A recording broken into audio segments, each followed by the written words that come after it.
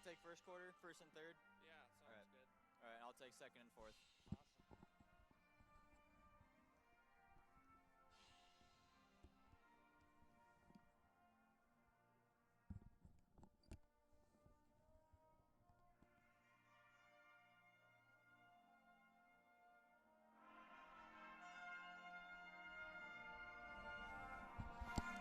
That was weird. Yeah, that was weird. I don't know what we were listening to. I could hear myself from earlier. Oh, that's weird. Behind or what, but Oof. Testing, testing. Can you hear me? Yep, I can hear you. All Test, right, test. sweet. All good? Yep. All right, let's All get this live stream going here. Is there a delay? All right. I'll call first. Yeah.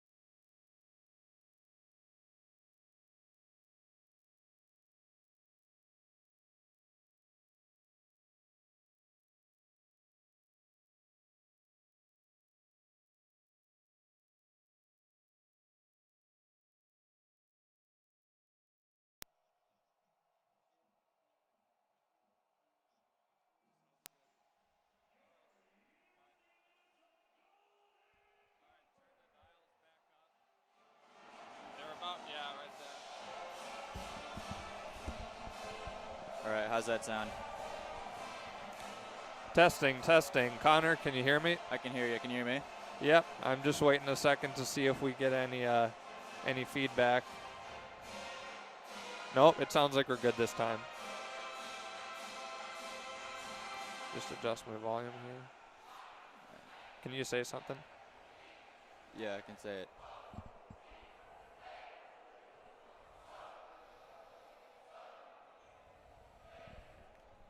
It did the same thing. Did you hear that? Are you hearing the Yeah. feedback too?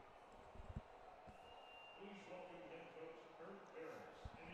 Did you? I wasn't watching. Did you press those like after we realized we were having problems again, or what? No, yeah, I just pressed the red ones when we realized. Alright, so let's try it again. Testing, testing. I can hear you. Can you hear me? Yep, I can hear you. Hear it, yeah. Okay, let's just wait a second and see if we keep having that problem. Alright, should we pause something on here?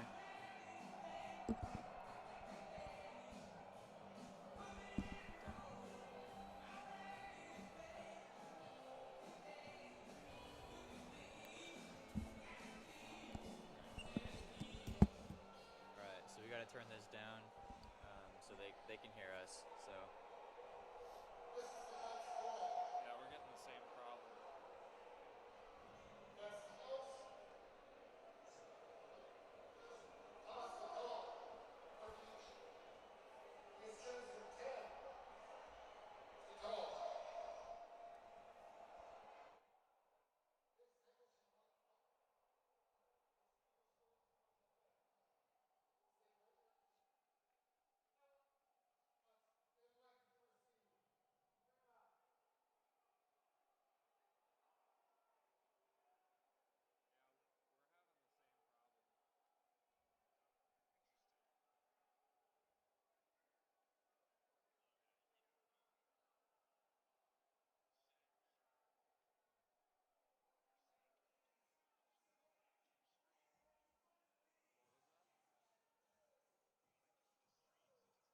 I'm gonna FaceTime you. Oh crap.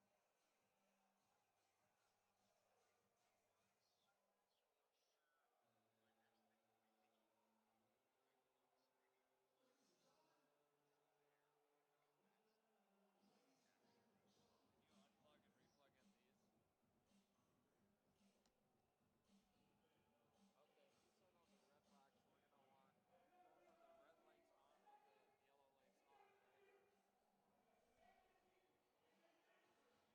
Bye. Alright,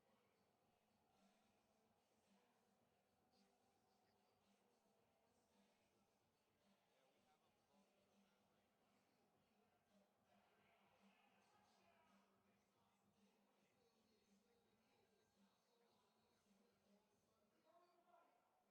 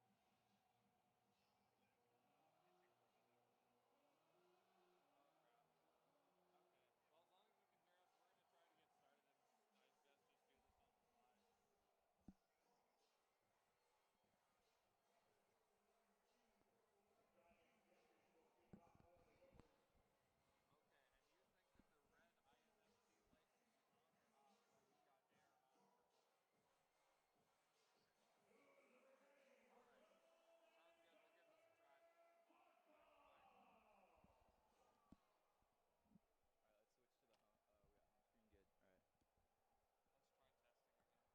Alright. Testing, testing. Test, test. Testing, testing. Testing. Test. Testing, testing. Can you hear me? Yeah, I can hear you. Let's just Testing. wait a second and see if we get that. It seems like it usually waits about 10 seconds.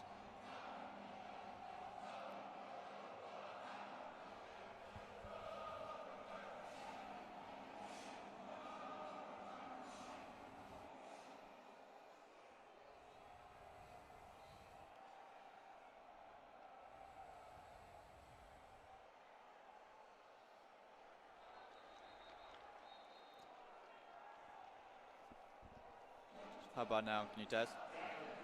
Yeah, testing, testing. If it keeps doing it, let's just start and roll with it. Yeah. I know there's already a few people listening.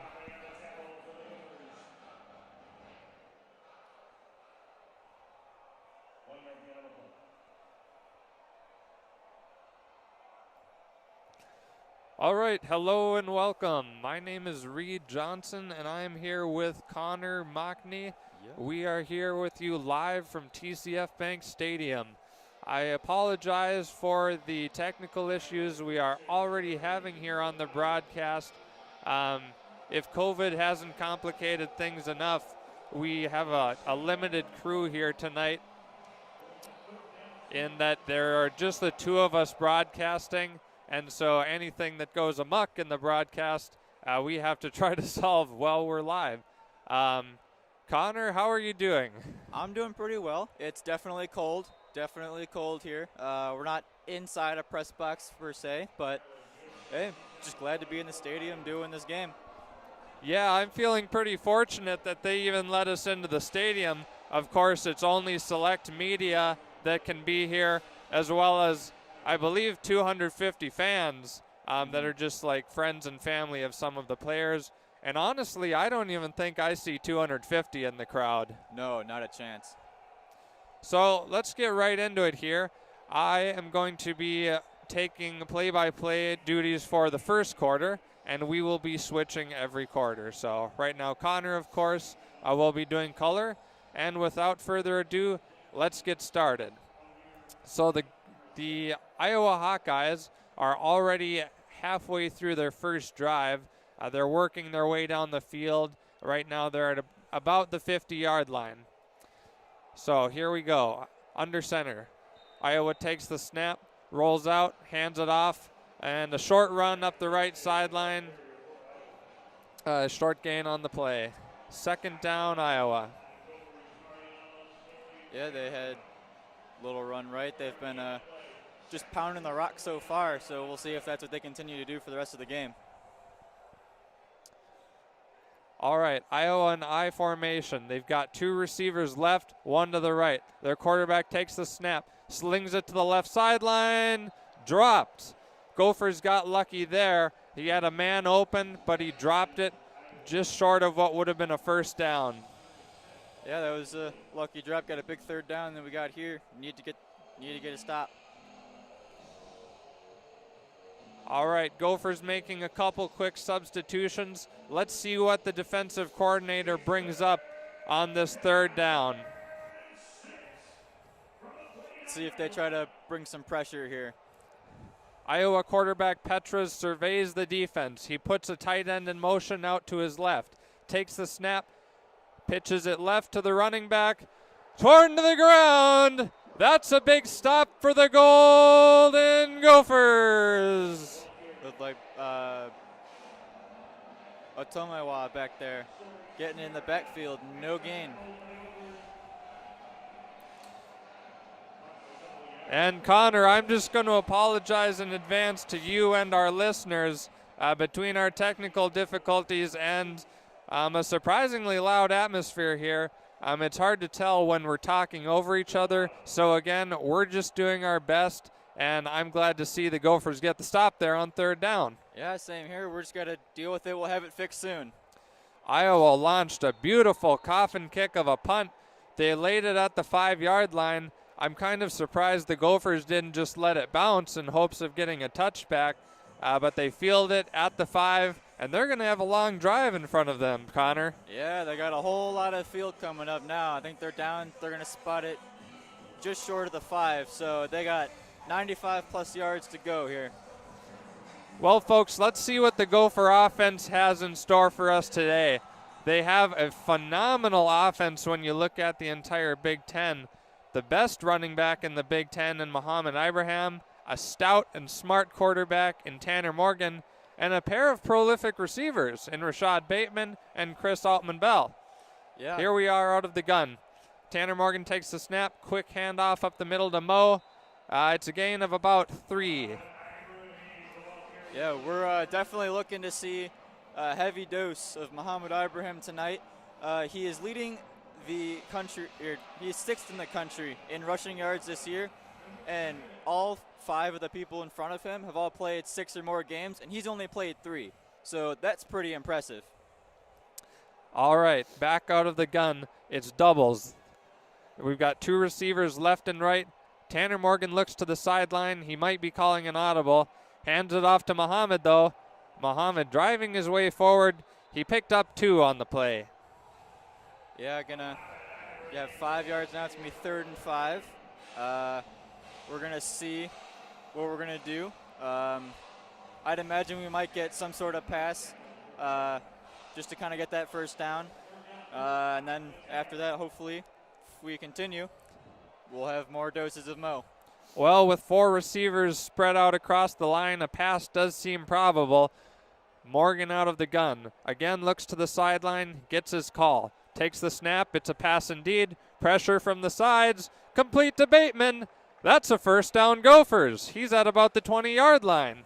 It was a nice little play. Iowa was playing back there, playing zone. So they just let Bateman get to the line to gain, and they just let him take it. Well, like I said a minute ago, Connor, starting so far pinned back against your own end zone, it's a lot to ask to drive almost 100 yards, but the Gophers are off to a great start. They got through a tricky 3rd down situation there, and they're off to the races. Morgan fakes a handoff, slings it over the middle. Ooh, kind of a risky decision there. It was tight coverage by Iowa, and Bateman might have got a hand on it, but it was a drop. Yeah, that was definitely a tough throw. Not an ideal spot. You want to put it in between 3 defenders, but hey, you live to fight another down. All right, 2nd and 10 from the left hash. We've got a couple tight ends on the field. Let's see if Morgan wants to target them. Muhammad to his right. Morgan, again, looking over to the sideline. Perhaps a little bit of confusion here on the first drive, or at least considering changing the play, given what Iowa's throwing at him. Iowa sends the blitz. Morgan under pressure. Ooh, he escaped up the middle. A gain of about 5 for the quarterback. Yeah, and he took a big hit there, too. They brought the pressure, Iowa did. He made the right decision just to scramble and not just stay in the pocket, but he took a big hit there getting to the ground. You know, Connor and our listeners, if I sound a little weak, not only is it because of how frigid it is tonight, but this is a big game for the Gophers, and particularly a really important drive to set the tone for the rest of the night. I hope they can convert another 3rd down here. They've got 3rd and 5. Morgan from the gun takes the snap, slings it to the left. It was really good coverage by Iowa. You almost wonder if it was defensive pass interference, but I think he got off clean there, and it's 4th down. Yeah, that was close. Could have gone either way, but it goes the way of the Hawkeyes, and now we elect to punt. And Minnesota brings out the punter. Again, kind of an uncomfortable position to be in here. You've worked your way out from your own end zone a few yards, but if something horrific happens like a fumble, you would be in a sticky situation. Oh, Yeah. and he nearly had it blocked. Almost. Lobs a punt deep downfield to about the 35, and it was fair caught by Iowa. Good decision by the Hawkeyes as they had a Gopher defender right in his face. Yeah, and if we took anything from a game last night in the Mountain West, Boise State had 2 blocked punts in that game in the first half. So hopefully that doesn't carry over into this game, but we will see. All right, looks like we have a short media timeout, so we'll be back in a minute.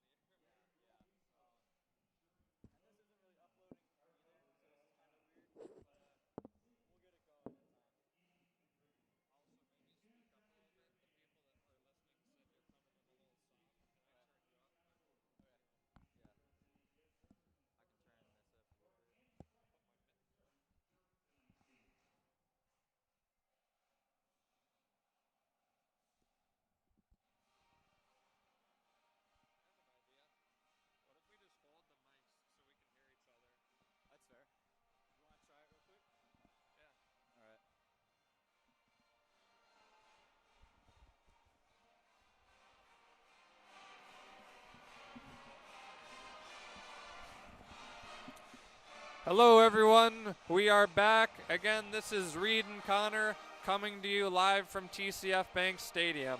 Our first media timeout of the game is just about to conclude, and the Gopher defense is coming back out on the field. Connor, I've got to ask you, what did you think of that first Gopher drive while it lasted? Well, it definitely didn't last as long as we had hoped. Didn't get as many yards to try to flip the field.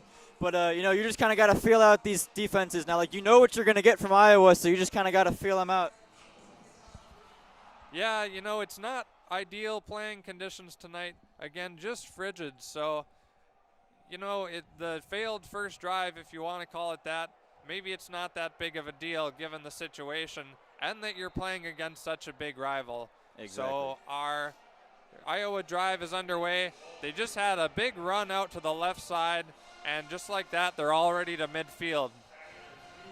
Yep, couldn't keep contained on that one, and they were able to have Sargent get out wide, and he picked up a first down.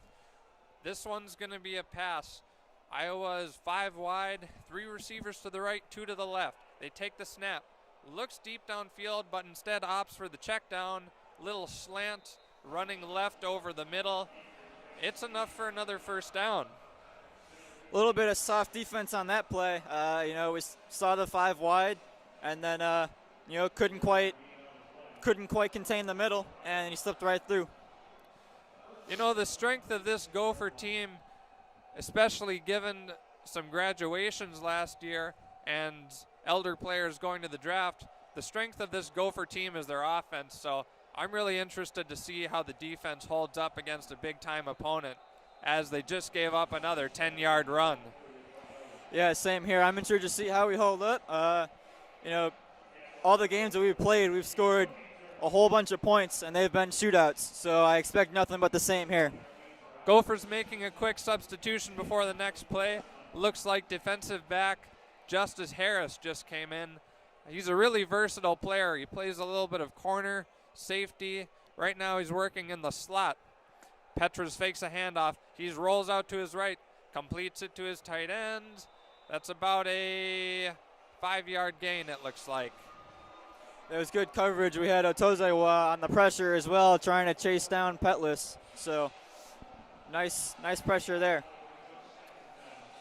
Second down for the Gophers. Just as fast as they brought Harris in, they swap him out in favor of a linebacker. Here's Iowa, I formation from the right hash. Petras slings it quickly to his left. It's complete for a first down. Didn't see who caught it. He's being swarmed by about 3 Gophers at the moment. Did you catch that there? Yes. Yep. I did not catch that. It was number 3. If I'm looking over at my cheat sheet, that was Tracy on the play.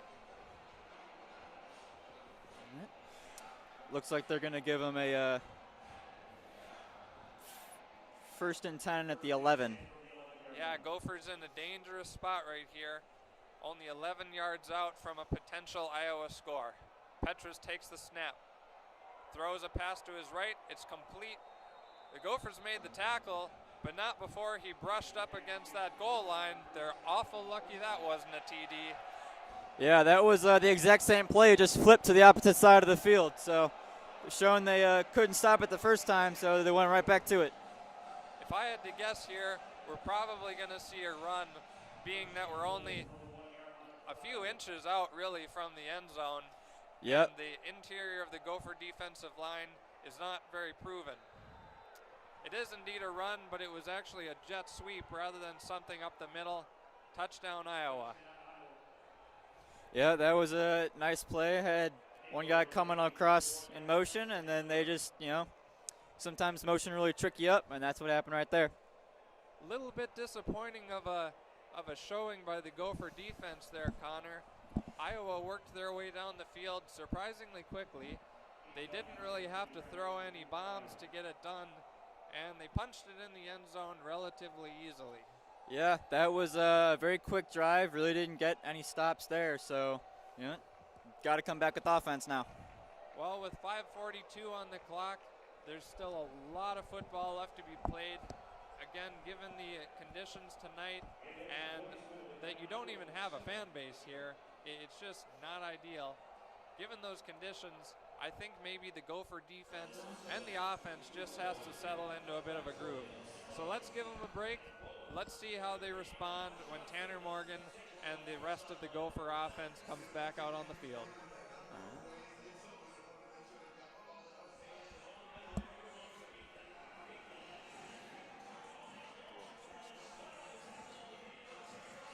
Change the score too.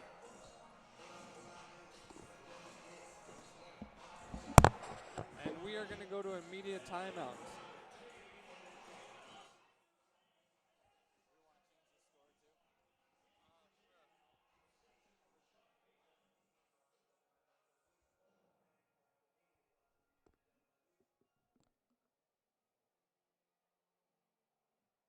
fans, mark your calendars for Thursday, November 19th for Give to the Backstage 2020, an annual tradition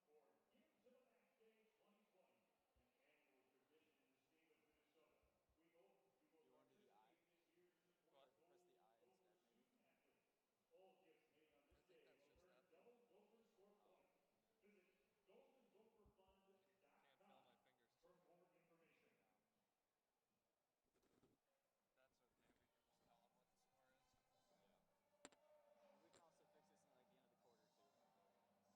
points. Visit goldengopherfund.com for more information. We can also fix this in like the end of the quarter too. Oh, it's the gear. It's the gear below. Yep. There we go. Yeah.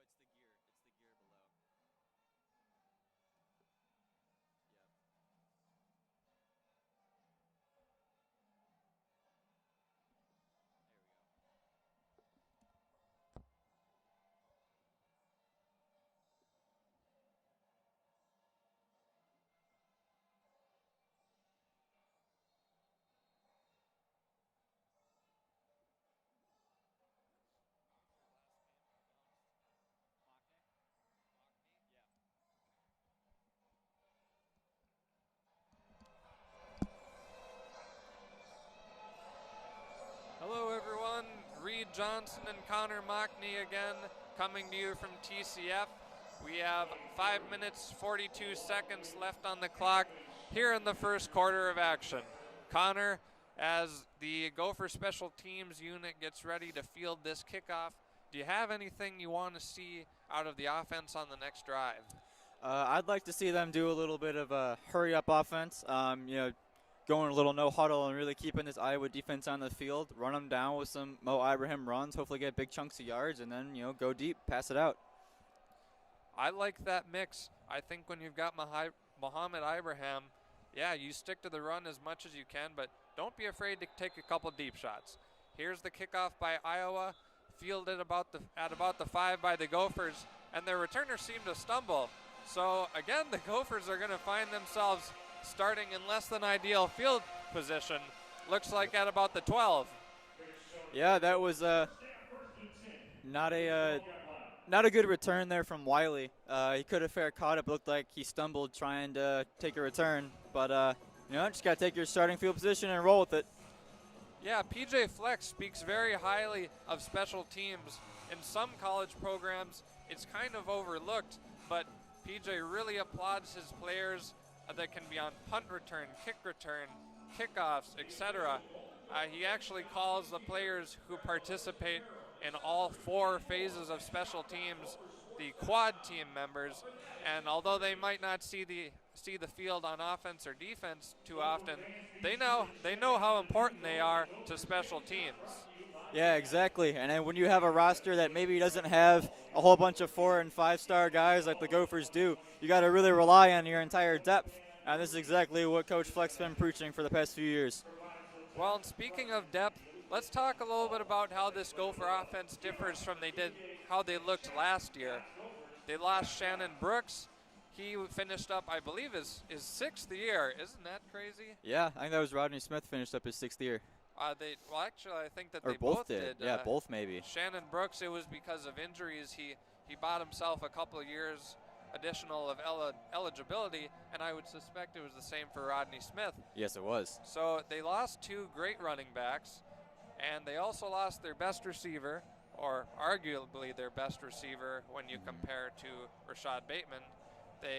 that would be Tyler Johnson. He was a third-round draft choice by the Tampa Bay Buccaneers. And excuse me, I believe he was a fifth rounder. Fifth round, I believe, yeah. But point being, this Gopher offense looks a bit different, and they're really going to have to ride the run heavy, but now their workhorse is Muhammad Ibrahim.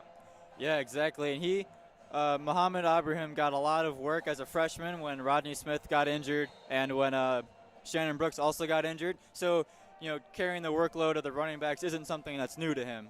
So, yeah, I think he'll be able to take on this. Sorry to cut you off there, Connor. You're all good. I can still remember a couple years ago watching him get some of his first reps in I believe it was the Quick Lane Bowl, and thinking, this kid could be something. Yeah, he's definitely shown flashes, especially these past few weeks, of him being a really, really good running back here, not only for this team, but in the Big Ten and in the country. Well there, Connor, let's get this Gopher drive started. We're at our own 10 or 11 yard line, and kind of in the middle there. From the left hash, 5 minutes 41 seconds left on the clock. Again, it is the first quarter. Morgan out of the gun, takes the snap, looks over the middle, finds Bateman. Big gain. He's making moves. Oh, he's up to the 30. Nice first down by the Gophers. That was a good play. That was definitely something we needed. We needed to flip the field a little bit and not get stuck in our own territory, so that was really big. Tanner Morgan let's give him some credit for how smart of a quarterback is. He knew when you're throwing it over the middle there, you can't lob a light pass or it's going to get picked. So he threw a quick dart, and there was no question that Bateman was going to make moves. Yeah, and we see that Bateman's going to be the main target today. Here's another quick handoff by Morgan. Muhammad went up the middle. Oh, and there's a flag on the field. Let's see what it was. It looks to be in the backfield, so it might be a hold. And you're right there, Connor. Holding on the Gophers, that'll back them up. And that was a good run, too, so that's, not something you want to have taken back. And for our listeners who have been with us from the start of the broadcast, again, we have been experiencing some technical difficulties. It looks like we're not the only ones, because the referee's headset was not working, and we caught maybe about a third of what he said of that penalty. Yeah, all we heard was holding. We didn't hear who it was on. All right, first down. Morgan under center. He's got Morgan out of the gun, standing a few yards back from the offensive line. Takes the snap, handoff to Mo, grinds up the middle, but he is not even back to the original line of scrimmage because of that unfortunate holding penalty. It'll be second down. Looked like he got 6 yards on that one. So not a terrible gain, but, just got to keep pounding away at this defense now. All right, Morgan gets the play call out to his men. He's got two receivers left, one to the right, Mo in the backfield. Morgan again looks to the sideline, maybe getting a new call. Fakes the handoff, actually does hand it off to Mo, who again grinds up the middle. He was really churning, but it only worked out to maybe a 1 yard gain, if that. I'd like to see Tanner Morgan at one point, on the RPO, maybe hold on to the ball and run himself, because it looked like he only had one defender to beat once Muhammad Ibrahim had gotten the ball. So, I'd like to see him maybe tuck it and run a few times. I'd be cool with that, Connor. Here come the Gophers. Two receivers left and right, Mo in the backfield. Looks like it's going to be a pass here on 3rd and long. Iowa may be showing blitz. Indeed, they send an extra man. Morgan slings it deep. Off the fingertips of his man, there's a flag on the field. It's going to be pass interference on Iowa, and that's just what Minnesota needed. That'll give him a nice fresh set of downs. I think he was looking for I believe it was Bateman he threw it at. And although Bateman didn't make the catch, doesn't really matter with that penalty, as that'll bring the Gophers almost to midfield. It's a slow-going drive, but as long as it ends in the end zone, I'll be satisfied. I'll be happy if that's the result. Now let's keep this drive going. 3:22 left on the clock. 1st and 10 from the 43 for Minnesota. They've got a closer set here. Two receivers out to the left side, but not stretched too far along the line of scrimmage. Morgan also has Muhammad Ibrahim in the backfield as usual, gives him the ball, and he turns his way, but he is being met by a line of Hawkeyes there, Connor. Yeah, it's been tough to run inside so far against this Iowa defense. So at some point, you're going to have to start maybe doing some runs outside. There have been some injuries along the Gopher offensive line, and I've got to wonder how much that's impacting Muhammad. He's a prolific player, however you slice it, and he can make plays himself. But, man, does it help when you have a healthy offensive line to open some holes for you. Exactly, and when it's the entire left side of your offensive line that's out too, and you're missing, your 6'9", 400-pound offensive lineman from Australia, that kind of hurts. 2:39, the clock winds. Morgan takes the snap, hands it off to Mo. He runs up the right side, and that one finally got a little bit bigger of a gain. Looked like maybe about 5 yards. That'll bring up third down. Third and 6. 2:10, the clock winds. 3 receivers left, 1 to the right. Muhammad next to Morgan. Let's see if we get another pass play here. I like your idea of taking a shot here. Morgan, he's indeed going to throw. Oh no, the ball's been batted. Nearly picked off. The Iowa defender dropped it. What a blessing for Minnesota. Yeah, that was definitely close. Deflected pass at the line. That's a tough break for the Gophers. Oh man, I prefer getting riled up for a good Minnesota play, not one that makes me panic like a near pick there, Connor. Yeah, I would agree. That definitely was a nerve-wracking moment there. 4th down, the Gophers will be forced to punt. I mean, they could try a fake, but they're definitely not going to. They launch a really nice punt deep. Looks like it bounces out of bounds at about the 15-yard line. Yeah, that not a bad punt. You should have your starting punter back soon. Everyone knows about our special team struggles, so that was a good punt. Kind of pinned Iowa back deep in their own territory. Yeah, if I'm not mistaken, we had one blocked last week against Illinois, didn't we? Or am I getting that mixed up with one of the other games? I believe we did. And I'm a big-time Vikings fan, and I believe that they had a punt blocked recently too. Actually, they had 2 blocked against the Lions last week. So punt blocks are kind of rare, but there have been so many recently, I can hardly keep them straight. Same here. There's been a whole lot, so they're doing something right with those special teams coordinators. Looks like we have another media timeout. We'll be back in a minute or so. Thank you very much.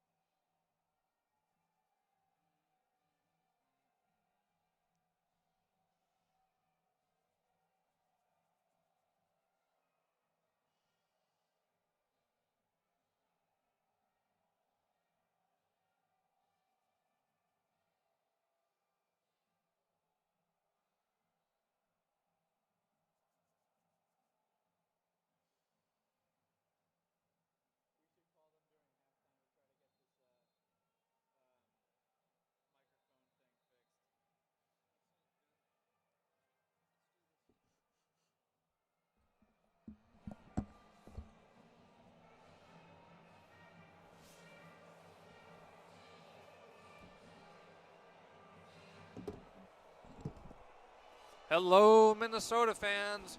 We are back to you from TCF Bank Stadium. We're in the first quarter, only a minute and 46 left. Connor, the Gophers just punted it away to Iowa. How do you stop the Hawkeyes after they scored on that last drive? Well, a lot of these runs were to the outside, so you got to make sure you keep contained. Well, right on cue there, Connor, because The Iowa offense just ran it up the right side. Looked like a 5-yard gain. Actually, a 7-yard gain. It'll be 2nd and 3. Yeah, I mean, you can live with that, but you got to make these stops on 2nd and 3rd down. Keep them back in their own territory and give your offense a little bit of a break. 2nd and 3. The ball's on the 22-yard line. Petras takes the snap. Looks deep. Intercepted! Minnesota! The Gophers come away with the pick. I didn't see who it was, but they sure got the ball. That was number 13. That is just what Minnesota needed. We're actually having to check our roster to see who that was. James Gordon who got the interception there. Wow, James Gordon, did you say? James Gordon, yep. Wow, well, he's a ways down the depth chart, I can tell you that much. Yeah. And if he wants to make a rise, that's one way to do it. That's definitely one way to do it. You want to get on the field, create some turnovers, and put your offense in some really, really good positions here.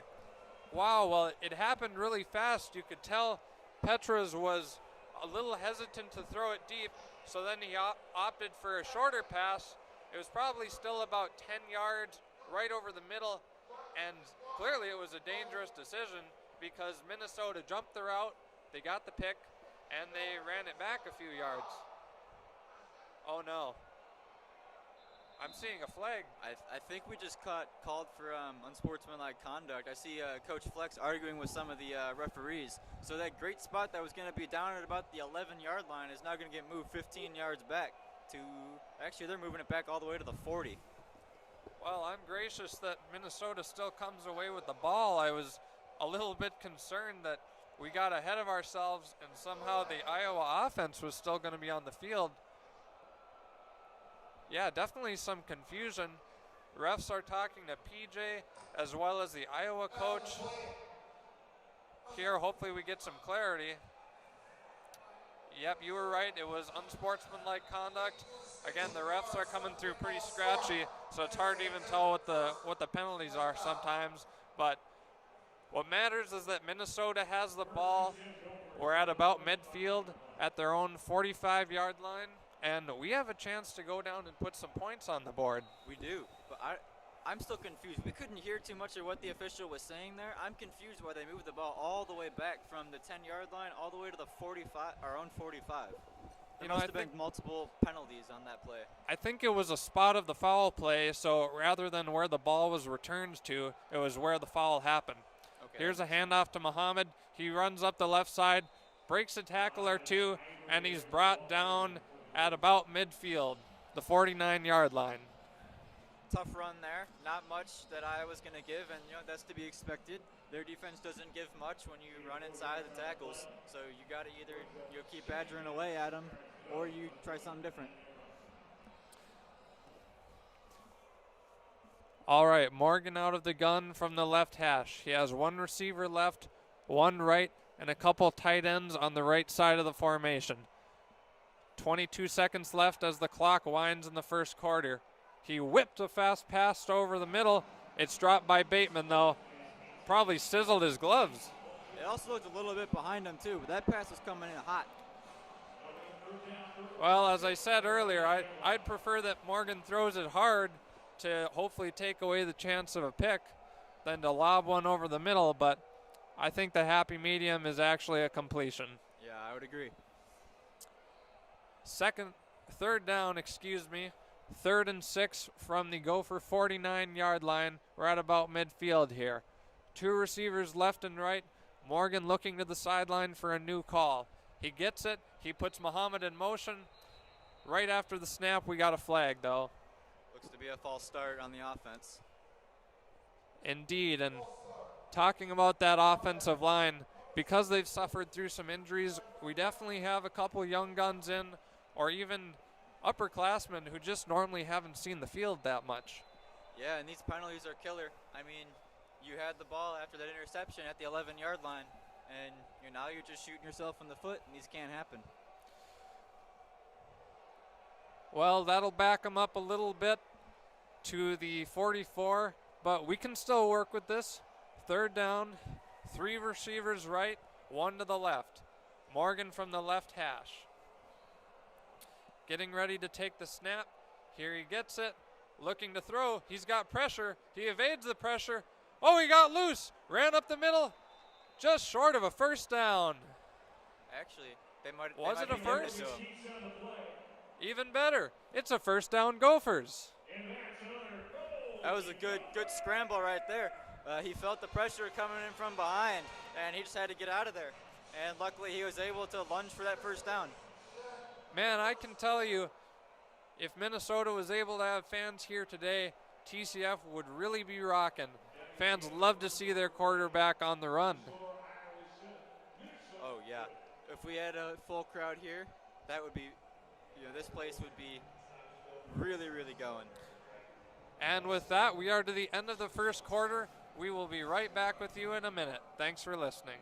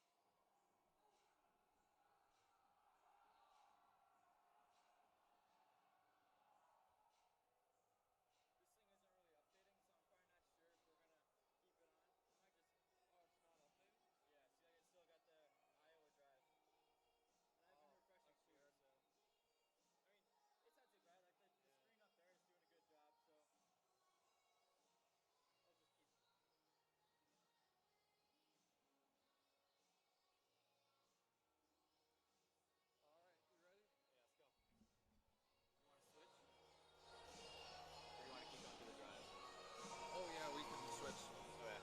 You ready? Yeah, let's do it. All right, welcome back. I am Connor Mockney here with Reed. We are here at TCF Bank Stadium. Reed, end of the first quarter. What are your impressions of the Gopher team right now? You can tell that they're finally starting to settle in. Those first couple drives, both on the offense and defense, they were a little choppy. We saw a few flags. We saw some unsuccessful runs, but now we're settling into a groove. On offense, we're sticking with Muhammad Ibrahim for the bulk of the load, but we've seen Morgan make a couple smart throws. Even if they were incomplete, he at least had the right idea on where he was going with the ball. And on defense, they did get us not only a stop, but a turnover, quite unexpected. It was a backup linebacker who got the pick for Minnesota and got them the ball back. So on both sides of the ball, there's a lot to like, and I'm excited to see how this game progresses. Yeah, I'm excited to see how it progresses as well. Hopefully we can build off of that turnover and build off of that nice first down scramble by Tanner Morgan. And let's see what they have in store here. And for our listeners, I mentioned it earlier, but I'll say it again. We are going to be switching off duties on a quarterly basis. Since I started doing play call in the first quarter, we will now hand it over to John, and I will be on, or to Connor, excuse me, and I'll be on on color duties. All right, so here we go. Gophers at their own 44, going from left to right. Mo Ibrahim in the backfield, handoff, nope. Tanner Morgan fakes, pumps, looks, in trouble, goes backwards, is just going to throw it, and incomplete on the near side for Ottman Bell. Morgan looked to be in trouble there. He had two Iowa defenders chasing after him. Yeah, the protection actually held up for a decently long time. Eventually it looked like someone got around the Gophers' left tackle, but Morgan's got to get the ball out of his hands in that situation. Or scramble like he did on the play before, too. So now we have 2nd and 10 from own 44, 14:51 to go here in the second quarter. Mo Ibrahim in the backfield. Morgan looks into the sideline, looking to get a play. Two receivers near side, one receiver far side. Handoff to Ibrahim. He's going to run it up the middle and is going to get a few yards. I think he's going to be out to about the 40. Got stuffed. Gets 4 yards. It's going to be 3rd down. Well, I like the idea with keeping Muhammad involved. You want to keep a balanced attack, and even if you're not getting 10-yard gashes on every run like you might have last week against Illinois, it's still important to control the clock and run the ball. I'm sorry that my teeth are chattering. It is quite cold. Yeah, it is quite cold. It's all right. So 3rd down and 7 now. The 41, Morgan drops back, gonna pass, looks deep, he's gonna scramble, passes it out to Ibrahim, and he drops it. It's gonna be 4th down. It hit Ibrahim right in the chest, and I think he just tried turning upfield too early before he had the ball. Well, I'm just glad that it wasn't a fumble. He held on to it for a split second enough where I thought there could be question, but I'm watching the replay on the big screen here, and yeah, you're right. No doubt that was just an incomplete pass. Yep, and I guess PJ thought about keeping the offense out there, but he's going to rush out the punting unit. Punt comes back.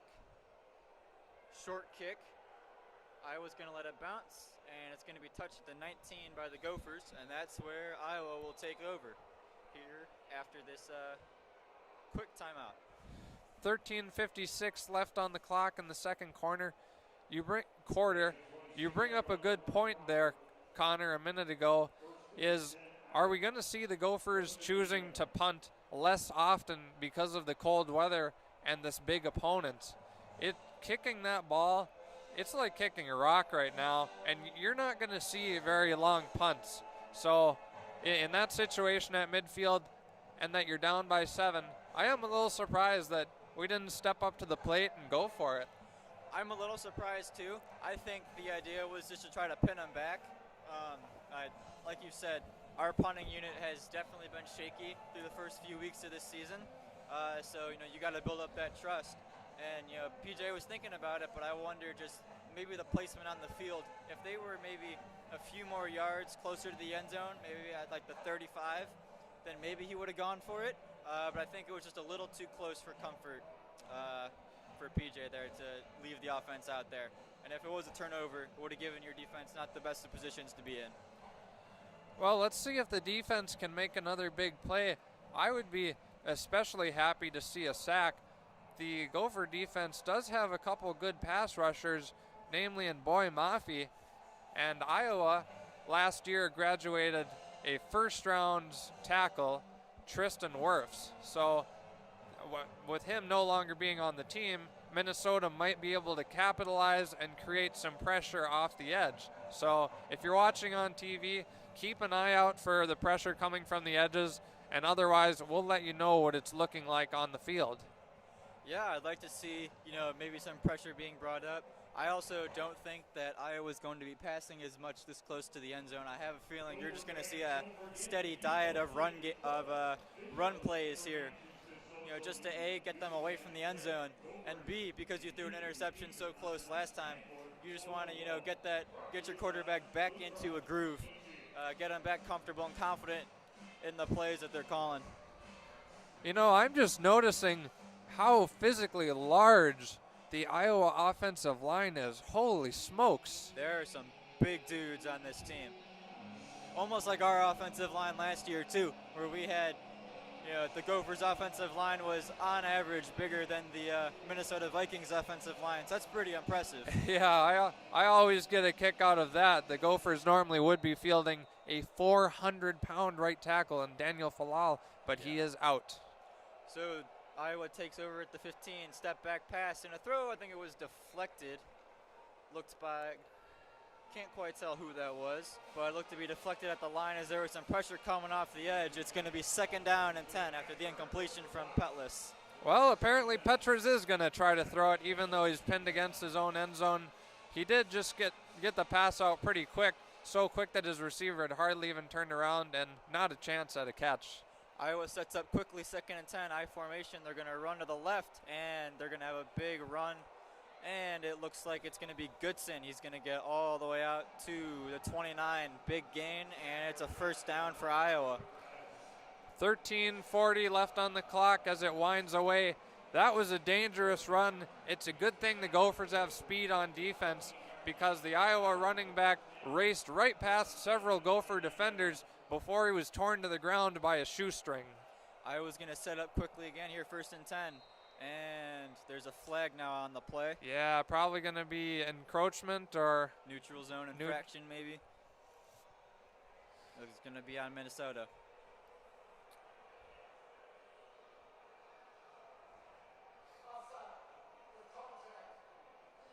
Yeah, it was offsides on the Gophers.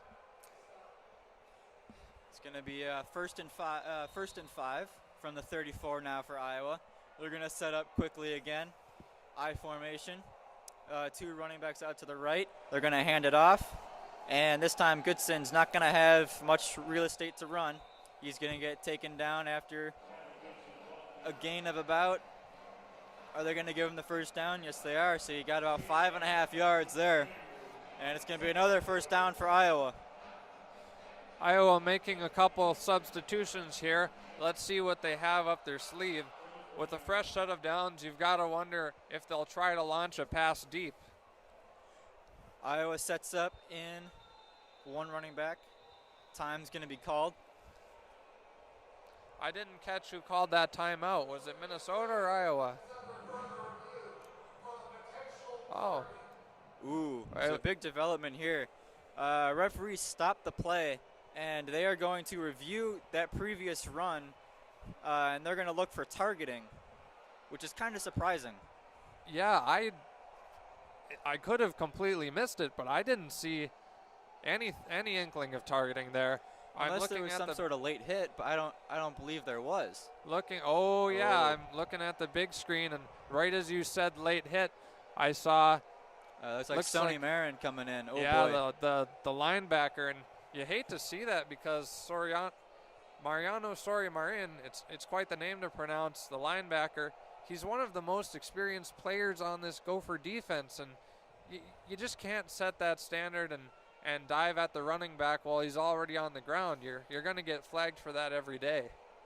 Yeah, and he like you said, he's one of the leaders of this defense. He played a lot last year with Kamal Martin being injured, so he was the guy that stepped in and did a pretty good job. And he's someone you really cannot afford to lose on this defense. So we will see what the verdict is from the referees. What do you think the strength of the Gopher defense is? Is it a specific position group? Is it a specific player? I think we are returning a lot of our secondary. Obviously you lose Antoine Winfield, and that's going to be really tough to replace his production. But, I mean, you still have Jordan Howden, you still have Benjamin St. Juste, you still have Coney Durr out there. So I think, just that veteran leadership that you have out in the safety position is going to be your strength.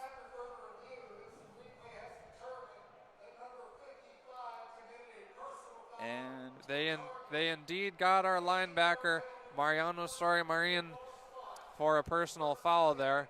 He was lucky not to be ejected. Oh. And as I said that, he was ejected. Yep. That's unfortunate. That's a really big blow to this Gophers defense. That's, like I said, that's your leader. And, that's not good. We've had quite a few penalties so far on both sides of the ball. And, that's just one you can't have. And wow, so they really need to cut down on these penalties. That's shocking how quickly that unraveled. I mean, we didn't even realize there was a penalty, and when you watch it on the big screen, yeah, he dives at him on the ground a little bit. It's late, but it didn't seem worthy of an ejection in my opinion. No, I didn't either. Uh-oh. I was trying to flea flicker. They're going to throw it downfield, and it's going to be well over their receiver. It's going to be an incomplete pass. Flea flickers are a dangerous play. For those who aren't familiar, it's when the quarterback hands it off to the running back. The running back then acts as though he's going to run it, and he goes up the middle a little ways. But before he crosses the line of scrimmage, he then pitches it backwards to the quarterback who throws a pass. So it's kind of like a run forward, a pitch back, and a pass forward, but it did not work for Iowa. Iowa's going to run to the left. They're going to get a big hole, and Goodson's going to get a first down. Good run to the left side, and he's going to get a first down. Clock continues to wind, 12:20. Iowa's working their way down the field. Looks like they're at the Gophers' 34-yard line. And just like we had talked about at the beginning here, you were going to see a steady dose of the run game, and that's exactly what they're doing. And here's another run up the left side, and he's going to be taken down, Goodson is, to about the 29. So shorter run there. But, good run to the left side. Nonetheless, Coney Durr on the tackle. Yeah, Minnesota's on second down here. You'd like to see them tighten up, get a stop on defense, and force a long kick for Iowa. Again, especially in these conditions, it would be tough to put one through the uprights. Now they have Sargent in the backfield. He looks to be the main running back. They're going to hand it off right side. There is Sargent, and he's going to get a first down and a little bit more. Looks like he's going to be out to about the 21. And another first down for Iowa. Man, they just keep running the ball right down our throats. Yeah, that looked like outside zone to me. Originally, Iowa's running back was maybe going to punch it up the middle, but there was nothing there. And with those quick feet, he kicked it outside between the tackle and the tight end, and he found himself a nice gain. We've got to plug up our gaps if we want to stop these Iowa drives. And right now there's going to be an injury timeout as there looks to be an injured Golden Gopher down in the field. So we're going to take one quick break, and we will be right back and have an update for you on the status of the injured Gopher. Thank you for listening.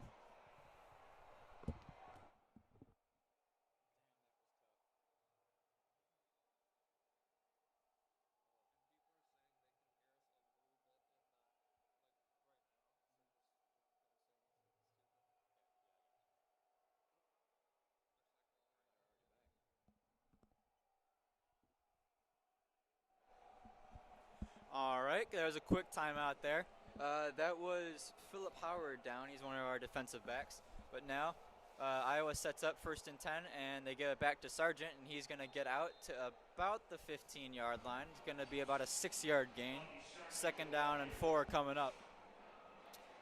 Yeah, Iowa's coaches seem hesitant to allow their quarterback to throw the ball too much since he threw that, frankly, ugly pick earlier in the game. I mean, it was a wonderful pick for the Gophers. I hope he does it again. But, throwing it to someone lower down on the depth chart, it clearly was a bad decision by Iowa, and now they're leaning heavily on their run game. Iowa sends a man in motion, hands it back again to Sargent, and he's going to run it back up the middle. And I believe he's going to have a first down, and he's going to run it back up the middle. And I believe he's going to have a first down, maybe just short. He's going to be inches short of the first down. He's going to be at about the 11-yard line. So it's going to be 3rd and short for the Gophers on the right hash. Yeah, that run looked almost exactly the same as the last one. He went right up the middle, but then it was plugged up, so he kicked it outside, and he drug a couple Gophers with him on that gain. Definitely need a stop here for the Gophers. It's 3rd down here in the 2nd quarter, 9:43 left to go. It's 3rd and 1 from the 12. Minnesota down 0-7 against the Hawkeyes. And there's going to be a QB sneak, and it looks like Petrus is going to get it by plenty. He's going to get inside the 10. Looks like he's down to about the 8-yard line. So it's going to be 1st and goal Iowa after the conversion on 3rd and short. Gophers are backed up against their own end zone. Tough position to be in, but also an opportunity to get a pick here. Iowa's offense just has so little room to work with. You can't launch a deep pass over the defense when there's not that much field left. Going to run it back to Sargent to the outside to the right, and he's going to get swallowed up at about the 7-yard line. So about a 2-yard gain, maybe a 1-yard gain. It's going to be 2nd and goal. Michael Jackson with the tackle there for the Gophers. And that's exactly the kind of stop you need. Now you just need to do it twice more because you figure they're going to run it 2 more times. Or maybe if they decide to go for it on 4th. He didn't get to the perimeter, so the clock continues to wind. 8:35 on the clock. Going to hand it off Goodson, and he's going to dance and find his way into the end zone. Touchdown, Hawkeyes. Ooh, they just out-schemed the Gopher defense on that one there, Connor. There was no one plugging up the middle. Several big gaps, actually, that the Iowa running back could have chosen from, and he sauntered into the end zone, untouched. They were in the Wildcat formation too, so it was a direct snap right to Goodson, and he just had to pick which gap he wanted to go through. And as of right now, it's 13-0 Iowa, getting set for the PAT. Snap comes back, PAT is up, and it is good. So it is now 14-0 Minnesota, or Iowa, I should say, with 8:31 left to go here in the second quarter. Minnesota's going to receive the ball via kickoff after this quick timeout.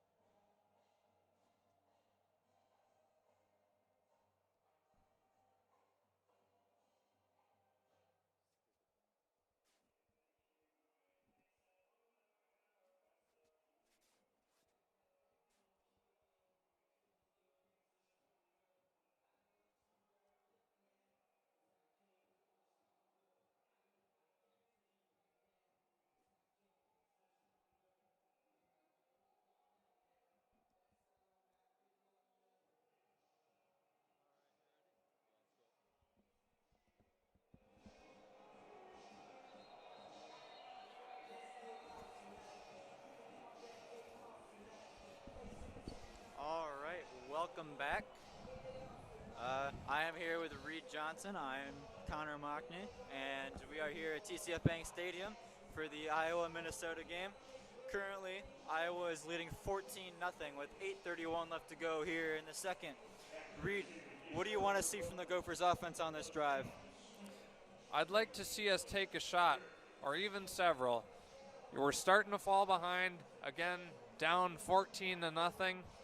And if we want to hang with Iowa, we're going to have to get a little creative, have to up the ante, I don't want to say play risky or play loose, but you can't just keep pounding the ground every time. Run the ball, but also take your shots when they're there. Here on the kickoff is the return from Wiley. He fields it at about his own 2. He runs out to about the 28, so a nice little return, but there is a flag on the play. We'll see what it is. Probably a block in the back, I would guess. Yeah, we've seen plenty flags tonight.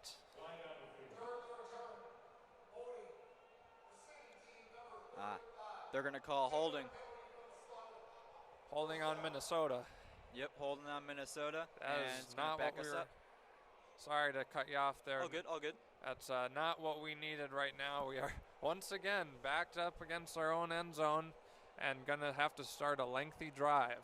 And Wiley had a nice little return there too. So, instead of being out at the 30, now you're at your own 15. And it's going to be 1st and 10 here for the Gophers. Morgan in the shotgun with Ibrahim to his right. 3 receivers out. They're going to fake it out to Ibrahim, and he's actually going to carry it. Going to get a few yards. He's going to make it out to about the 17, 18. So a pickup of 2 or 3. And it's going to be about 2nd and 7.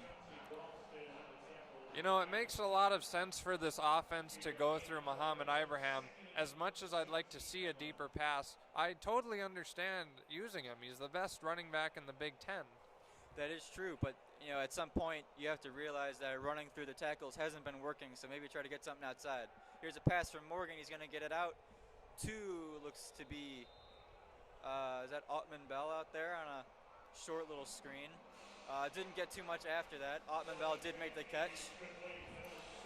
Not much on that play, so it's going to be 3rd down. You know, and there are ways to get Muhammad Ibrahim involved without it being a run up the middle or a run between the tackles every time.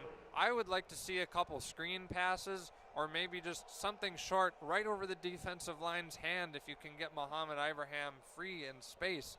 Then once he has the ball, he can make moves. Yes, he can. And speaking of, here we go with 3rd and 2. Morgan drops back to pass. He's going to run, and he's going to get sacked, and the ball comes out. No, they're going to say that Morgan was down by contact, and that's why the ball came out. So it's going to be 4th down, as there was no gain on that play. And now what we needed, you go down 2 scores, and now you go 3 and out, and you got a punt right back to Iowa, who's been driving and gashing your defense with runs. Iowa's defense got pretty excited when they thought Morgan might have fumbled it there. And on the contrary, the Minnesota sideline is moving kind of slowly as they punt it away. And not a great punt here as it drops down and it's going to die at the 41-yard line. And that is where Iowa will take over at their own 41. We have 6:13 left here in the 2nd quarter. 14-0 Hawkeyes. So, Reed, what do you want to see from this Gophers defense here? I know you just lost Sonny Marin. You're the leader of your defense. How do you think that they're going to respond on this drive? Well, I'd be curious if Joe Rossi will change up his looks, his scheme a little bit. Like as we saw in that most recent touchdown by Iowa, something was just amuck. You don't expect to see such big gaps for their running backs to race through and score on. So you wonder if that's just giving the wrong play call or if that's inexperienced personnel being out there. Anyways, to answer your question, I would say mix it up a bit. Give some exotic looks on defense that kind of disguise what you're trying to do. Maybe it looks like a pretty standard coverage, but in reality, it's a blitz, and you can get to the quarterback. Unless I'm mistaken, we haven't seen Petras on the ground yet with a Gopher sack. I think that should change. I think it should too. I think you have to maybe dial up some more blitzes. Get a whole lot more pressure in, and just send more people in the box. The more people you can get into the backfield, and the more people you can get to keep that line of scrimmage strong. The last big runs they're going to have, because a lot of Iowa's runs have been maybe it'll be 6 yards here, a few yards here. But then the next 3 runs, they're going to bat you for 10, 8, 12 yards. So let's see if there's some sort of change here in Joe Rossi's scheme, and let's see if he decides to mix it up a little bit with this defense, who is in desperate need of a spark.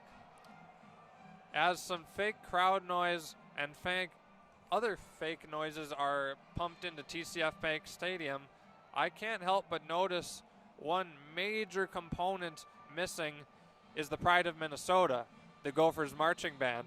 Yep. You might not realize when you're watching at home, but being here at TCF without the band, just generating that hype and creating the noise, not only is that fun for the crowd, and it gets everyone riled up, but it makes it difficult for opposing offenses to work. The quarterback physically cannot communicate well, cannot hear the call.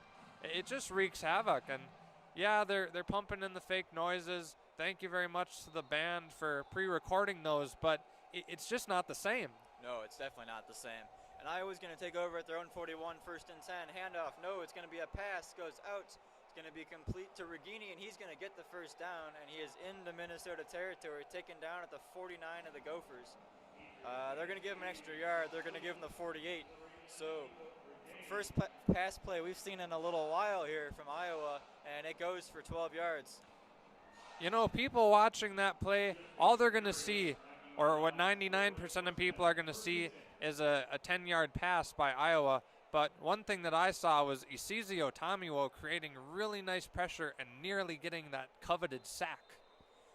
And here Iowa on the first down play is going to run it to the right with Goodson. And he's going to get about 5-ish yards, 5-6 yards. It's going to be 2nd and 4 from the 42 of the Gophers on the right hash. 5:20 left on the clock. Gophers down 0-14 against Iowa. And it looks like Goodson's back in the backfield here. Got a wide receiver on each side. Spread out wide. Petrus calling some plays, some audible. Going to hand it off to Goodson again. And this time he's going to get stopped. He's going to be short of the first down. It's going to be a 3rd and 1 after a gain of 3. This is going to be another big stop if Minnesota can get it here. You need to stop them here. Oh, man, I wish there was some wood around here. I don't want to jinx this. Yeah, this is going to be a very, very big stop for Minnesota as it's 3rd and 1. Petrus is going to set up in the shotgun, running back to his right. He's got 2 receivers out wide. Now spreads the running back out. And he's going to QB sneak it again. And it looks like he's going to get the first down. Oh, really effective play calling there by Iowa's offensive coordinator. You saw him cross a couple of his wide receivers and a tight end across the whole formation. When you put someone in motion like that, it creates confusion and a need to make quick decisions for the opposing defense. And by the time those decisions are made, the Iowa quarterback had plunged for a first down. And on the first play, there we go. Tozewa is going to go into the backfield and take down the wide receiver for a loss in the play. They tried a jet sweep on first down, and Atomewa took him down in the backfield. That's the play we needed right there. Well, I said a couple plays ago, I saw him get close to the quarterback, and here, yeah, that nice tackle for loss. That was Smith Marset, one of the wide receivers they're trying to get going, who lost 6 yards in that play. It's going to be 2nd and 16 from the 42. Set up in the shotgun, put in motion is Goodson. Petrus drops back. He looks to throw. He's going to throw it short, and it's going to be dropped. Dropped by Riagini. And it's going to be 3rd and long now for the Iowa here with 3:14 left to go here in the half. And even if the tight end had made that catch, he wouldn't have gotten very far. There were a couple of Gopher defenders looming near him. Here we come on a 3rd down. Chance to make a play. Let's see what Minnesota's got. This is exactly the spot you want Iowa in because they're probably not going to run in the situation. And you have 5 wide now. Goodson motioned back into the backfield with Petrus. And they're going to hand it off to Goodson, and he gets blown up. Boye Mafe is back there. He's going to make the tackle and drop him for a loss. It's 4th down. I think that was actually the linebacker, Thomas Rush. That was Thomas Rush, my bad. Even more exciting Mixing to up my see numbers a here. linebacker involved in the blitz. Usually that's the spot he's in, but hey, we'll take any stop we can get right now. We forced a punt. It's 4th and 19 as he was dropped back to the 45, and Iowa is going to punt it away for, I believe, the 2nd time today. Gophers have their returner stationed at the 10-yard line. That was a slow developing punt there. Going to be brought out, and it's going to be kicked out of bounds after a few bounces. It's going to go out at about the 11. They're going to spot it, so it's going to be 1st down for the Gophers at the 11. Going to have a long field to go. Only a little 34-yard punt there. So Minnesota's got to string something together starting now. Yeah, you would love to go into halftime with at least some points on the board. Even if it was a field goal, it would feel a lot more attainable to come back being down 14-3 than 14-0. But let's take things one thing at a time, try to get a methodical drive going. Again, I think the game plan should involve a heavy dose of the run with Muhammad Ibrahim, but you've got to throw the ball too, and I'm talking throwing it more than 5 yards at a time. Exactly, and Minnesota receives the ball to begin the second half as well. So this would be a huge momentum boost going into halftime, like you said.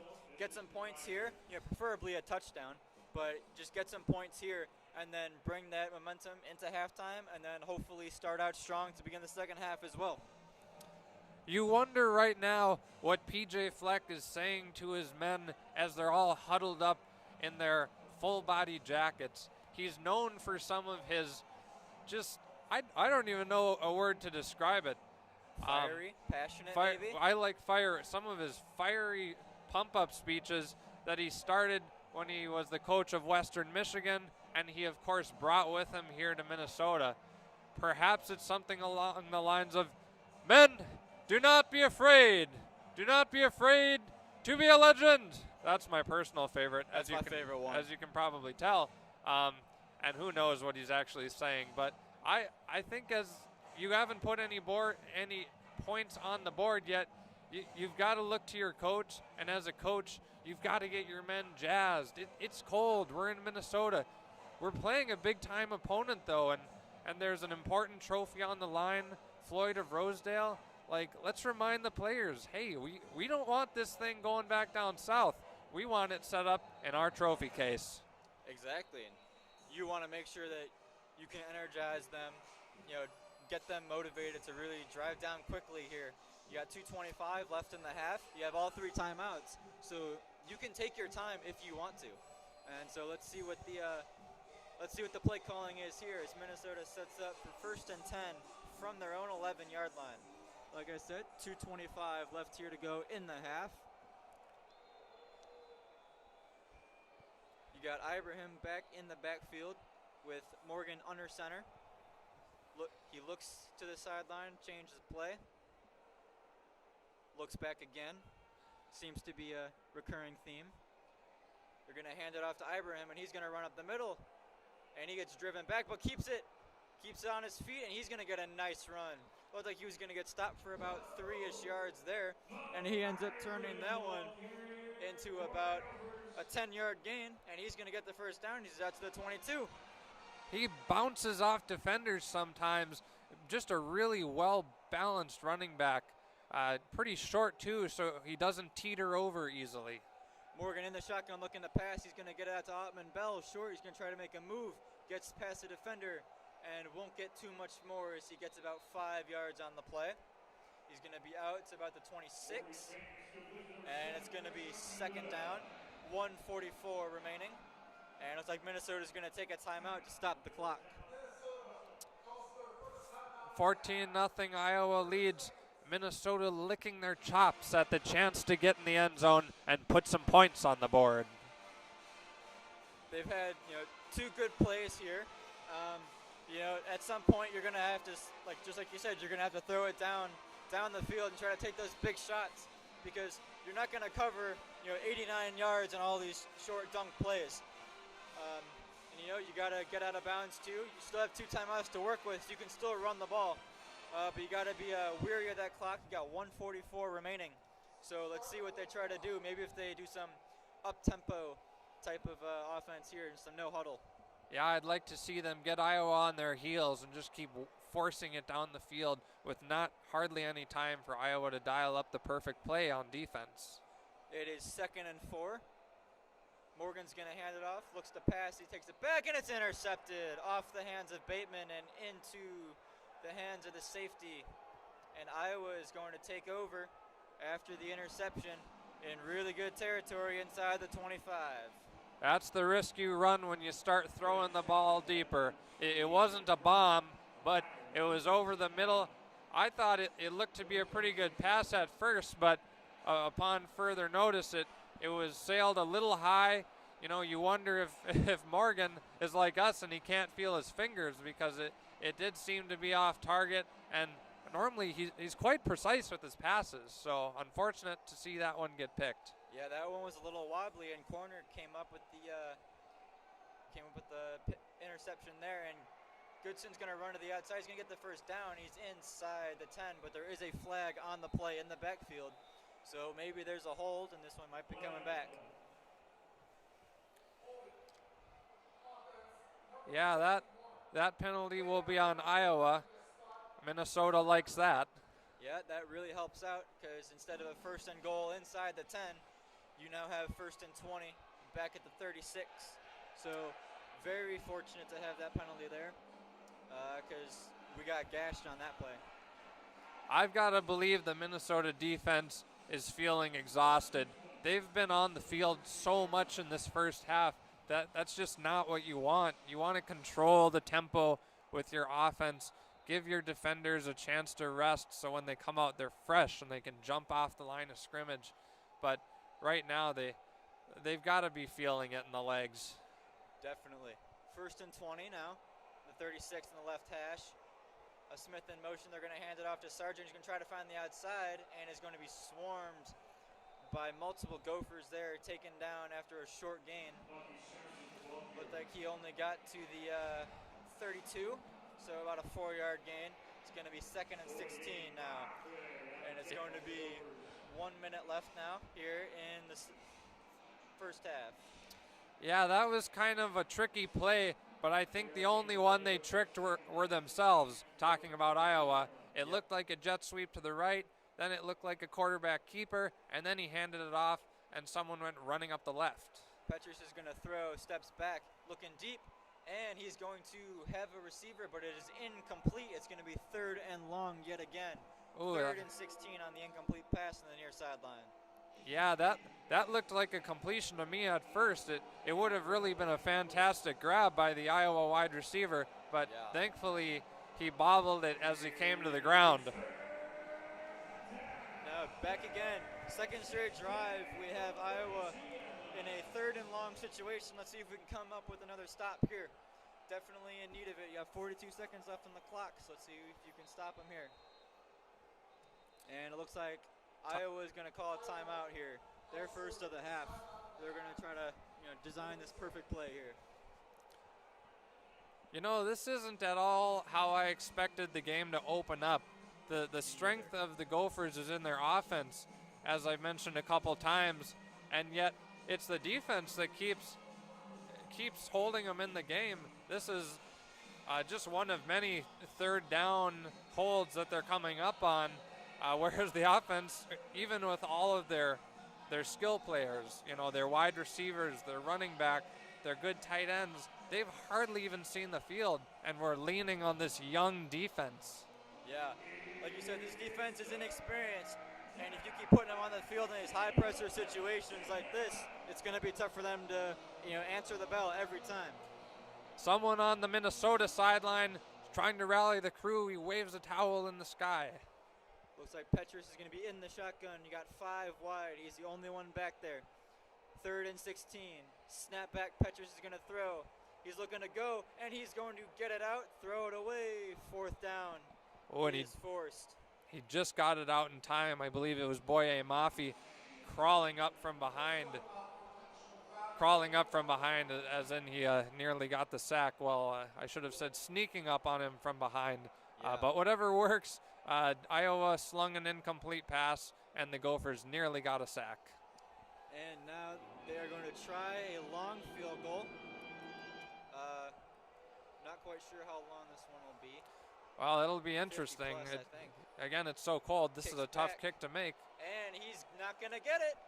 The Gophers are going to come away with no points here. And it's still a 14-0 game with 30 seconds left here to go in the quarter. Oh, man, that's the break that Minnesota needed right now. You know, they had that inefficient offensive drive. They had to send the defense back out on the field after Morgan got picked. And here they get lucky as Iowa misses that field goal. So we're bringing the offense back out. We've got 30 seconds, which, you know, is hardly ample time to make a drive to the end zone, but maybe it's enough. Hey, maybe it is. And that kick was not even close either. That one was not even close. Like he shanked it off the edge of his foot, like off his toes. It looked like a kick I would make. Yeah, same here. We'll take it. Morgan steps back, looking to pass. He's going to get out to Bateman quickly, and he's going to be near the first down marker and gets out of bounds. He's going to have a gain of 9, and it's going to be 2nd and 1, 25 seconds to go. There's the play calling we need. Get to the perimeter, step out of bounds, stop the clock. You gained some nice yardage, but you only gave up 5 seconds on your valuable play clock. And you still have 2 timeouts to work with, so if you so desire, you can run the ball still. Iowa, of course, should be expecting those types of throws, though, so let's see if they tighten up on the Gopher wideouts. Morgan snap back, shotgun, gets it, steps up. He's going to get it to Ibrahim on the check down, and he's going to get out to about the 49 of Iowa. Timeout taken. 18 seconds. To go. We'll have the first down, and now that is the second timeout that Minnesota takes. They're going to be at their own 49 with a fresh set of downs. You know, Minnesota has a good kicker in Michael Lance, but again, on a night like tonight, his range is immediately minimized. If you're trying to just get into field goal range, no longer can you assume that a 40-yard kick is going to be easy. Yeah. You've got to get him pretty close if you're feeling confident in him putting it through the uprights. Especially with a younger kicker like Lance as well. You know, like we saw with Iowa's kicker right here, you know, a few plays ago, these 40-plus yard kicks are, you know, no gimmies. Morgan, with Ibrahim to his left, looks into the sideline for a new play, sets Ibrahim in motion, steps back, ready to throw. He's going to let it go, and it's off the hands of Bateman yet again. If he had caught that, I'm probably sure he wouldn't have gone much of anywhere anyway, so it's yeah, gonna be second down now. Maybe it's actually for the best that was an incomplete pass because, if he had caught that and been taken to the ground, the clock continues to wind, and you've got to use a timeout.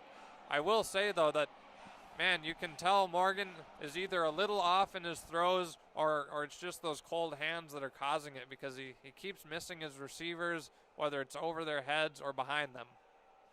Yep, and now Morgan, same formation, steps back, ready to throw. He's going to launch it deep, looking for Daniel Jackson, and it's going to be incomplete. It's going to be third down with 7 seconds left to go here. What do you think they're going to do on this next play call? I've got to believe it's maybe a flag route. That would be my call. A flag route is something that, imagine like the receiver runs in the shape of a 7. So they're going to run down the field, like maybe on the right side, and then they're quickly going to make a right, you know, the upper part of that 7 shape, and hope to catch the ball and then step out of bounds and stop the clock. 3rd and 10 here from the 49 with 7 seconds left to go. Morgan in the shotgun. Takes the snap, drops back, looks over the middle for Ottman Bell. He's got it. It's going to be a first down. Oh, and the flags come in. Tell me that's not targeting. Ottman Bell took a big hit, held on, and he popped right back up all energetic. So let's see what the flag is here. If Mariano Sori-Marin was ejected for what happened earlier, that should absolutely be an ejection. You've That got a should be tough. defenseless receiver, and he's just blown away by the helmet of an Iowa defender. Yeah, And they're they do call targeting. They do call targeting. they're looking that over. I think we might have an ejection coming soon. I of course hope that Altman Bell is okay. He really got his bell rung there, took it right from the side, hit him so hard he dropped the ball. Yeah, I didn't see that on the play out down on the field, because there were plenty of guys around Altman Bell, so it was hard to see where the ball was. I thought he had it, but I guess not. And yeah, that definitely looks like targeting to me. You know, one thing we haven't really talked about is with COVID, the Gopher schedule looks a lot different this year. Normally they open up with 3 games against non-conference opponents, you know, people they're not seeing on a yearly basis. And Minnesota versus Iowa, big rivalry. It's in their conference. Again, they really are vying for Floyd of Rosedale, that trophy shaped like a pig. And so it's not surprising to see passion on both sides of the ball, but unfortunately, sometimes that manifests into kind of dirty hits or just really heavy hitting players. Yeah, no, this year's definitely been different. Obviously, instead of the normal 12-ish games, we only have 8, and here comes the announcement from the officials. And Sir. they call no targeting on that play. So it's going to be incomplete 4th down at our own 49. So it looked to be pretty apparent that it was going to be targeting, but the referees decided to reverse it, and instead of having a 1st down and a possible field goal opportunity, now we just kind of got to chuck it up into the end zone with 1 second left here. Get that ref a map. He appears to be lost. I cannot believe they picked up the flag on that play. I take that very personally as a Gopher fan. And all the referees that were in that vicinity too, as soon as that play occurred, they threw flags. So it wasn't like they were late flags anyway. Morgan steps back, ready to go. Iowa rushes 3. He's just going to launch it to the end zone. He's going to look for Bateman, and it's going to be incomplete. And the Gophers are going to go into halftime down 14-0 to Iowa. Minnesota will receive the ball to begin the second half. And we will see you just before the second half begins with a little refresher. And thank you for tuning in. We'll see you at the end of halftime. We'll be back in about 10 minutes.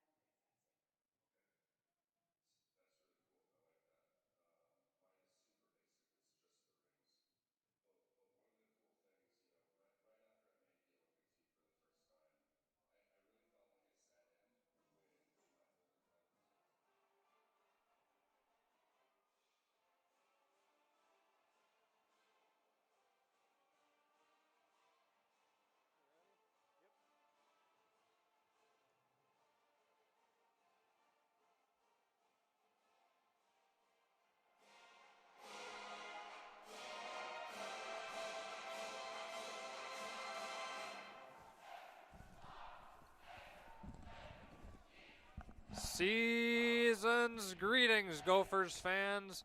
This is Reed Johnson, and I am here with you live with Connor. Oh my gosh, I forgot his last name. Mockney. Mockney. I Yes. said it like 5 times in the first half, and I still forgot it. Wow. All good, all good. We are here with you live from TCF Bank Stadium. We've got about 2 more minutes until kickoff here in the second half. Unfortunately, the Gophers are down 0-14, but we've got a whole half of football left to be played, and 2 scores, that's not too bad. No, considering, how much that Iowa's been running the ball and how much, they've been gashing us, at least at the beginning of this half and for most of the second quarter, to have it only be a 2-score game is, I don't want to say a miracle, but it's pretty good. It could be worse. I'll say that. It could definitely be worse. Do you know if Iowa's ranked right now? I don't think they are. They are not. Okay, well. I think they have the same record as us at 1-2. Yeah. Well, Iowa's a perennial all-star of a team. They're always having their players end up being high, even first-round draft picks. So being down 0-14, not a huge surprise. But we can hang with these guys, and I believe that we can come back. We've had a couple, near misses where Morgan had his man over the middle and he just sailed it over his fingers, or Muhammad could have broken off a nice run, but then he was tripped by a shoestring at the last minute. So I hope that we limit turnovers in the second half here and figure out a way to get some points on the board, even if we have to get creative. I agree. If we can win the turnover battle and eliminate, I'm not saying all penalties, but most of the penalties that we have in that first half, then I think we set ourselves up for a really good comeback here. Now, that just depends on how disciplined we want to be. If we're going to be disciplined and not take dumb penalties, then we're going to put ourselves in good positions to win. It's funny, and maybe funny isn't the right word, but I almost forgot already how many flags we saw in the first half. I think they were so disappointing that I tried to erase them from memory. But yeah, both sides of the ball, we were seeing a lot of flags. We've got to clean up the act a little bit. No doubt PJ talked about that when he had his team warming up back inside. But here they come out for the kickoff, and yeah, let's see if we see a cleaner second half. It's really hard to operate when your drives are just constantly bogged down with flags and breaking your momentum. I agree, and let's see if this offense got inspired during halftime and comes out and puts some points up on the board here. Without further ado, 15 minutes on the clock as we start the third quarter. Gophers will receive the ball. Let's see if they can get a nice return. Iowa boots it deep. It's in the end zone, but the Gophers choose not to take a touchback. They'll bring it out to the 10 to the 20. Here they come up the left side, torn to the ground at about the 21-yard line. Not a bad return there.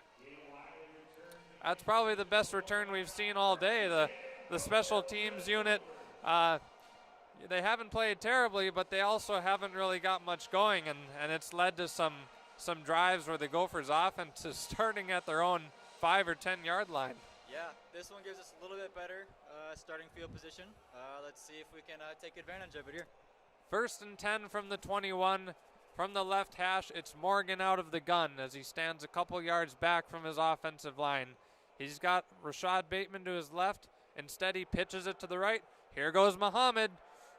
Ooh, he's driven back into the ground. I thought maybe he would burst through a hole, but suddenly the linebacking core got a good grip on his shoulder pads and just drove him into the hard and cold turf. Yeah, that was a hard hit. And you're going to really have to get a lot of people around him if you're going to try to tackle Muhammad Ibrahim. So we've seen today, he can really break some tackles. 2nd and 8. They didn't get much on that last play. Let's see if they can get more here. Morgan looks to the sideline, gets his call, takes the snap, fakes the handoff to Mo. He's got time, and he finds a receiver. Actually, it was Muhammad Ibrahim acting as a receiver. Couple yard gain on the play. Yeah, that was nothing's open, so you got to hit your check down. That's exactly what they did. Just, you would have hoped to have gotten more yards out of it. Oh, we've been in this situation all too many times today. 3rd and long. It'll be 3rd and 8, 13:50 left on the clock. The Gophers at the left hash. Morgan points out what appears to be a blitz coming from Iowa. Getting ready to take the snap. No doubt he has a plan of how to deal with this blitz. Takes the snap. Iowa sends pressure. Morgan dancing in the pocket. Oh, he bootlegs out to the left. He trips on the turf monster, and he goes down. That was unfortunate. Not what you needed coming out of halftime.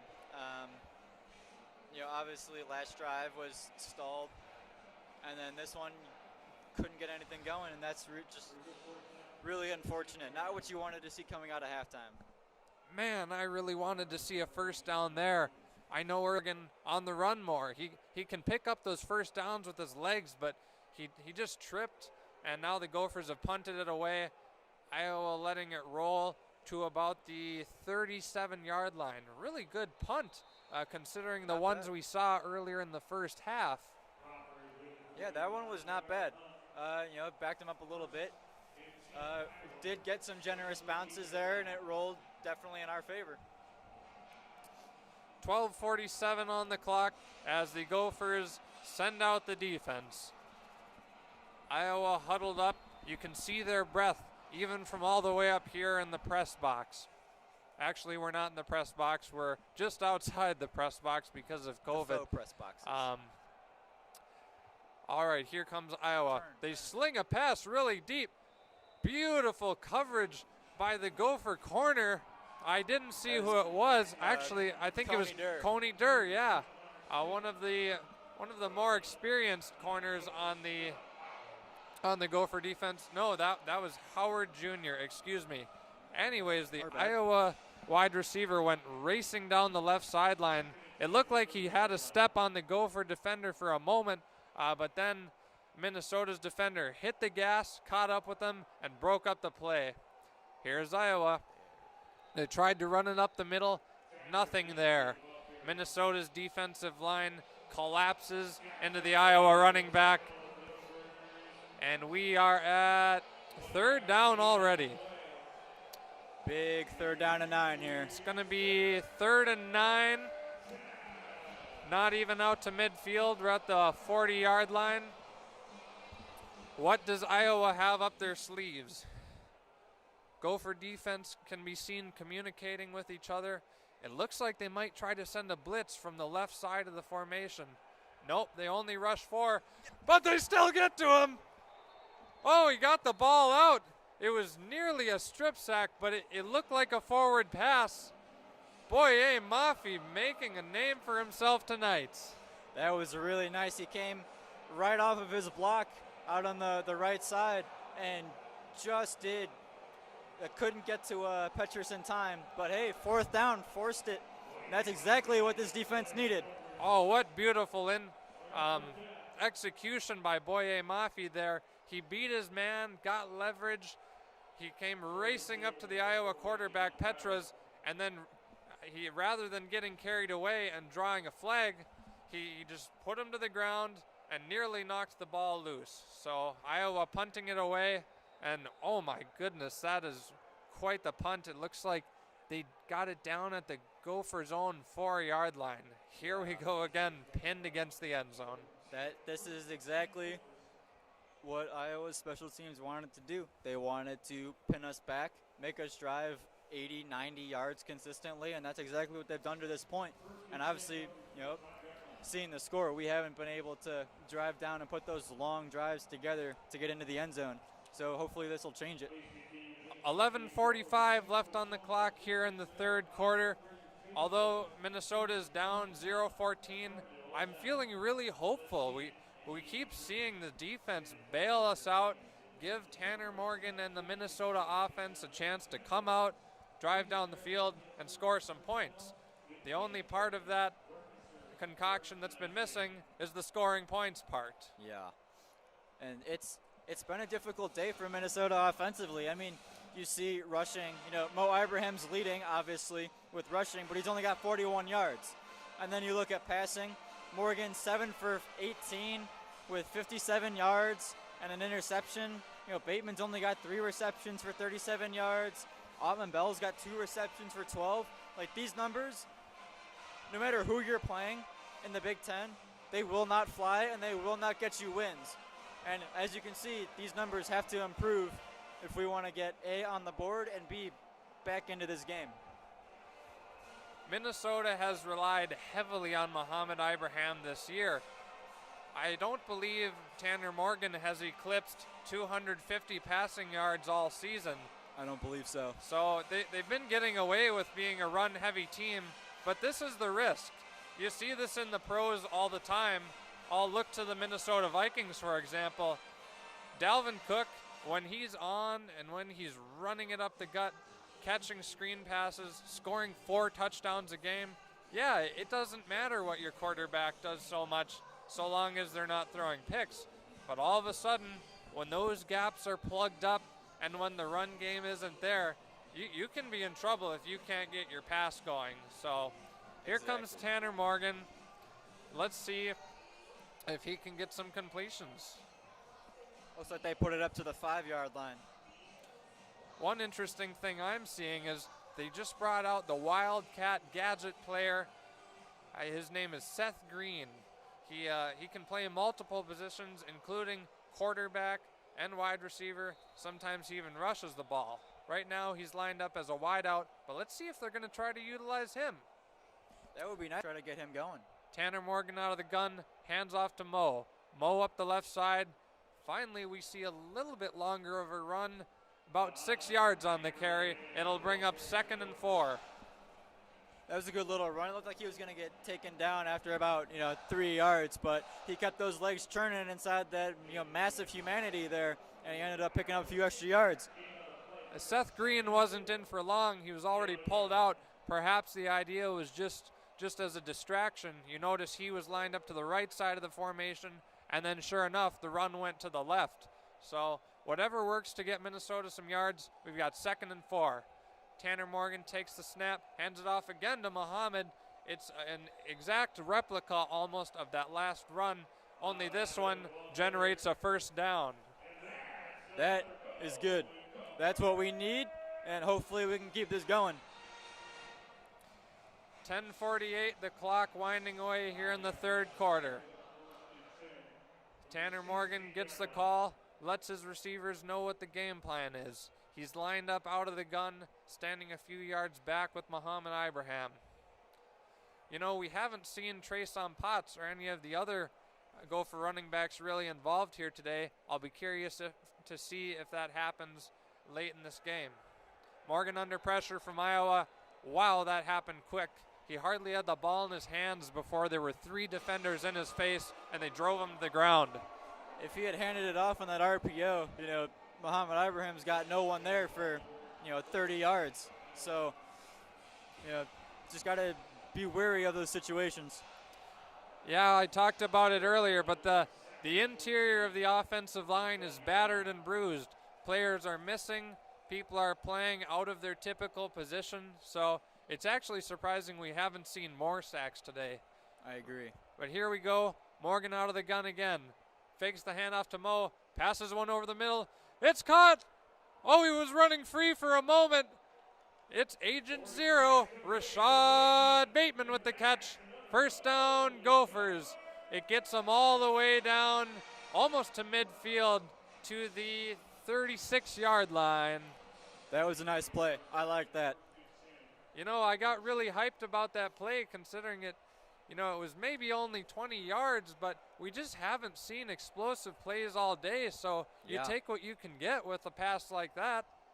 Morgan hands it off to Muhammad on that 1st down, ran it up the left side, and he's brought to the ground after about a 2-yard gain. Connor, how are you liking this drive so far? I'm thinking it's good so far. Obviously, you don't like the sack, but we made up for it on the next play. So hopefully we can, keep this going. And, got to knock on wood.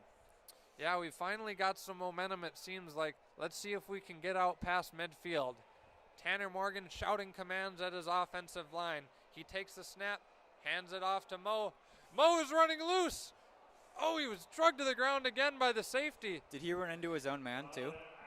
He might have even run into his own man. It was Looked like Oh, Altman it Bell was- out there. so close 2 times this drive to breaking off a touchdown run.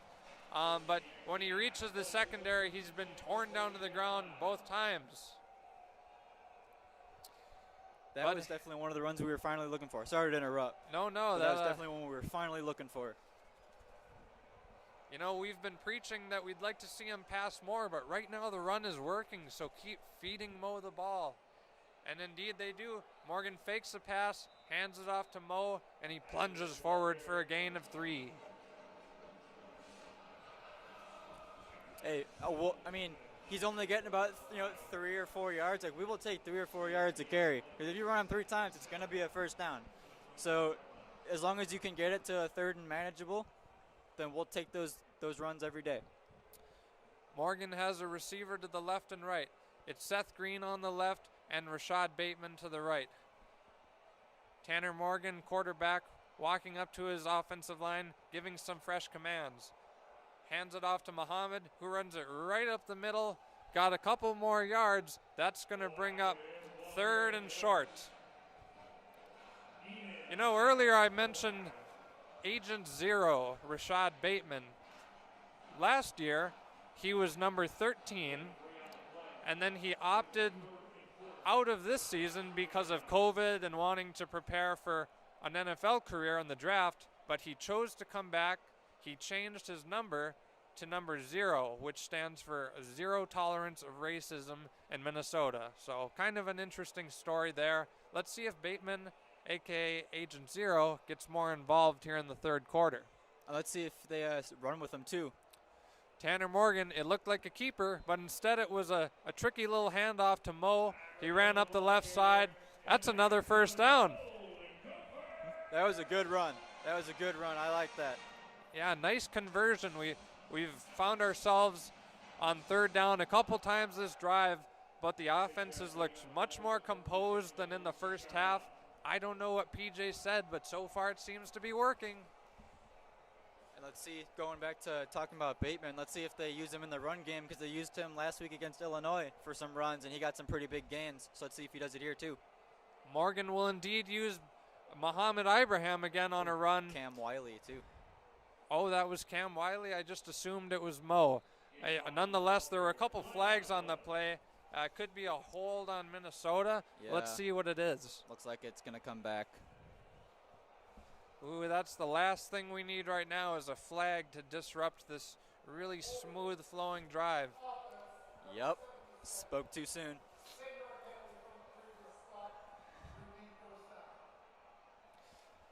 Well, let's see how they respond. We're still at midfield. We certainly have churned our way down after starting at, what was it, the 5-yard line? Yep, 5-yard line. So, And this is our 8th penalty of the game right now, and we have 85 total penalty yards, which is something you definitely have to change. That can't be tolerated. That can't keep up. 1st and 20 from the 46-yard line. 2 receivers left and right, a running back in the backfield. Morgan pitches it out to the running back, who works his way forward. Not a first down, though, not even close. He might have picked up 6 there. Not a bad little gain. I like that they finally went back to some sort of like bubble or screen route there. It's something that's worked well in the past, so let's see if they continue to do it. Well, we talked a couple minutes ago of whether the team would start using other running backs than Muhammad Ibrahim, and we have seen that now with Cam Wiley and Treson Potts in the game. All right, here comes Tanner Morgan. Takes the snap, slings it out to the right. Complete. Not quite a first down. That'll bring up 3rd and short. That one looked, that was a little nerve-wracking watching it from up here. I thought the corner was going to jump that route, but luckily he didn't. The scoreboard here isn't adjusting, but we know it's about 3rd and 1. The Gophers quickly take the snap. Looked like it was a keeper by the quarterback. I don't think it was enough for a first down, though. I think he's short. Looks like they're bringing on Seth Green, and I guess we know what's coming here.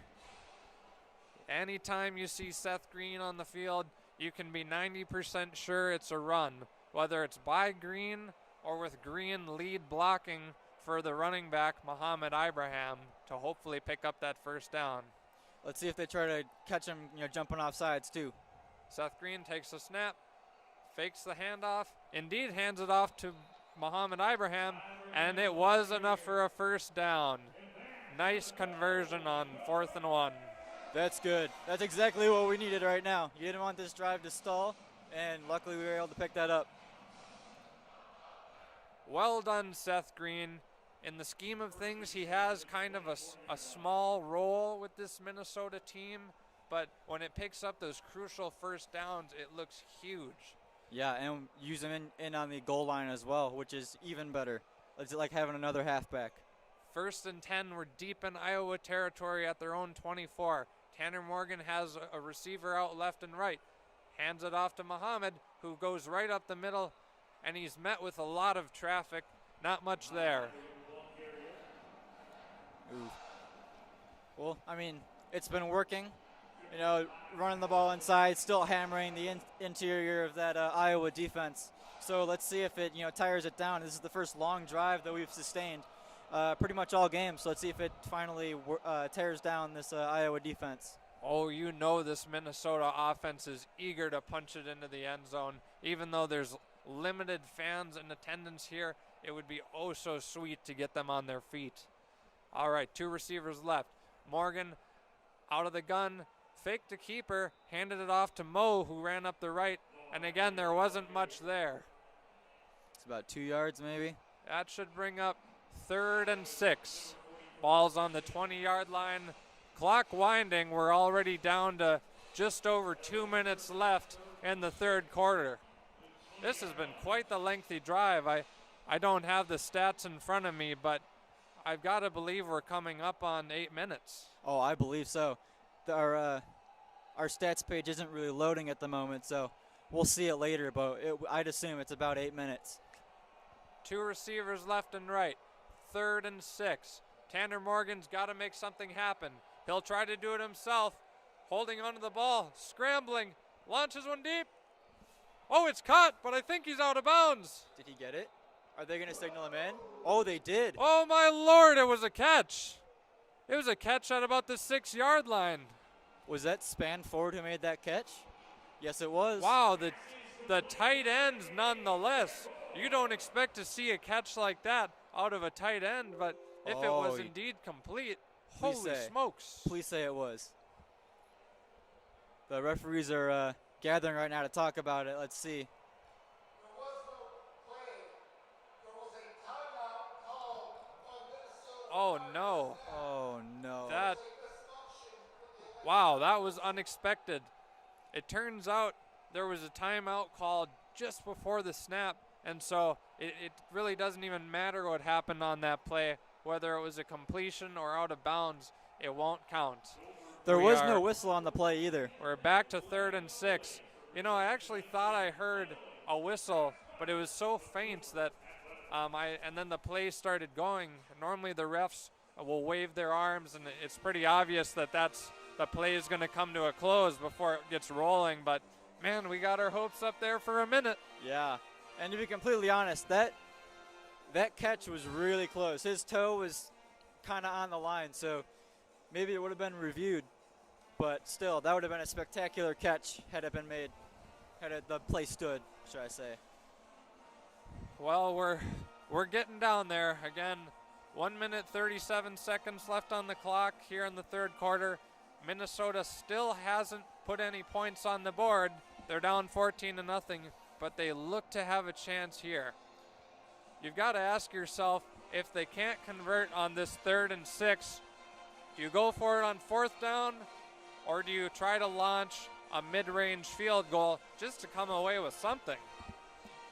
I don't know. It's tough because obviously your kicking game hasn't been that strong, so you do worry about that. And a field goal, although it's points, a touchdown's going to help you way more than anything else. So depending on how many yards that we have to go, if we don't convert on third down, I think we go for it. Yeah, I'd kind of like to see them go for it as well. If they can work their way so far down the field, you've got to believe they could convert on a fourth down. But it's still only third and 6, and maybe we won't even have to get to fourth down. Yeah, let's hope not. Let's hope we can convert here and then just be ready to go with fresh set of downs into the end zone. Both teams huddled up here again on this chilly Minnesota night. Just over 30 degrees here in Minneapolis, Minnesota, for our listeners who are out of state. Feels a lot colder. Indeed it does. The Gopher offense is back on the field. They opt to send 3 receivers to the left side of the formation. 3rd and 6, 1 minute 37 left on the clock. It's the 16th play of the drive. Seth Green is not on the field, so we're probably not going to see anything too tricky here. Maybe just a short pass by Tanner Morgan. Bubble pass to Bateman maybe, because it looks like you got Spanford ready to block along with Jackson out there too. Morgan assesses the defense.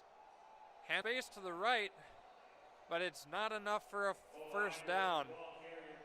Maybe picked up 2 there. I think that was a really conservative play. I think so too. Considering the circumstances. And considering the formation that you were in too. Usually that's a passing formation that they have. So that's a kind of surprising call for me. Well, indeed, PJ Fleck is opting to come away with 3 points rather than risking getting no points on a fourth down try. Michael Lance, the kicker, lining up here. Ball's at the 21. Snap good, spot down. Lance's kick is up, and it's no good. Oh, the ball hardly tumbled through the air. I don't even think that got 7 feet in the air. It certainly didn't clear the crossbar, and he shanked it left. Oh, are you questioning the decision to kick it on this blustery night? I'm sure the kicker, Lance, is feeling bad after missing that one poorly. That call, that third down call, obviously in like retrospect, seeing this, obviously it's very, very questionable. But I don't understand. What is your reasoning to continue to run to a crowded side of the field instead of getting the ball to probably your best playmaker in the open field when you had him wide open over here on the near side? Just a deflating feeling here in TCF. You work so hard, you burn so much time off the clock to get into scoring range, and many will blame the kicker for what just happened, but as you touched on a minute ago, Connor, I think there was some questionable play calling that led up to the need to kick. And of course, even going for the kick on a night like tonight when you're kicking a small rock, that it just seems like a questionable call. Yeah, I'm not a fan of that. There's definitely gonna have to be some explaining to do at the end of this game about that, if that ends up being the deciding factor. Well, once again, let's see how the Gopher defense responds as Iowa will start with the ball on 1. We have 49 seconds left here in the third quarter. Minnesota down 0-14 against their rival. Yeah, that not looking good. Now we got to ask this defense to come up with another stop, which it's already come up with some big stops as of late in these last few drives. So let's hope it can continue and maybe get another turnover here. Iowa quarterback off to the side, trying to get his hands warm for this next drive. See, there hasn't been, passing today has not been good. Petrus is 6 of 15 for 57 yards. This has been a very run-heavy day. From that drive is that we limited the one penalty flag. Yeah. Maybe good for the Gophers, but now they're going to have to stop the Iowa offense and try to get Tanner Morgan back on the field. Like we said, this would be a great spot for another turnover, but I don't think they're going to pass the ball at all. So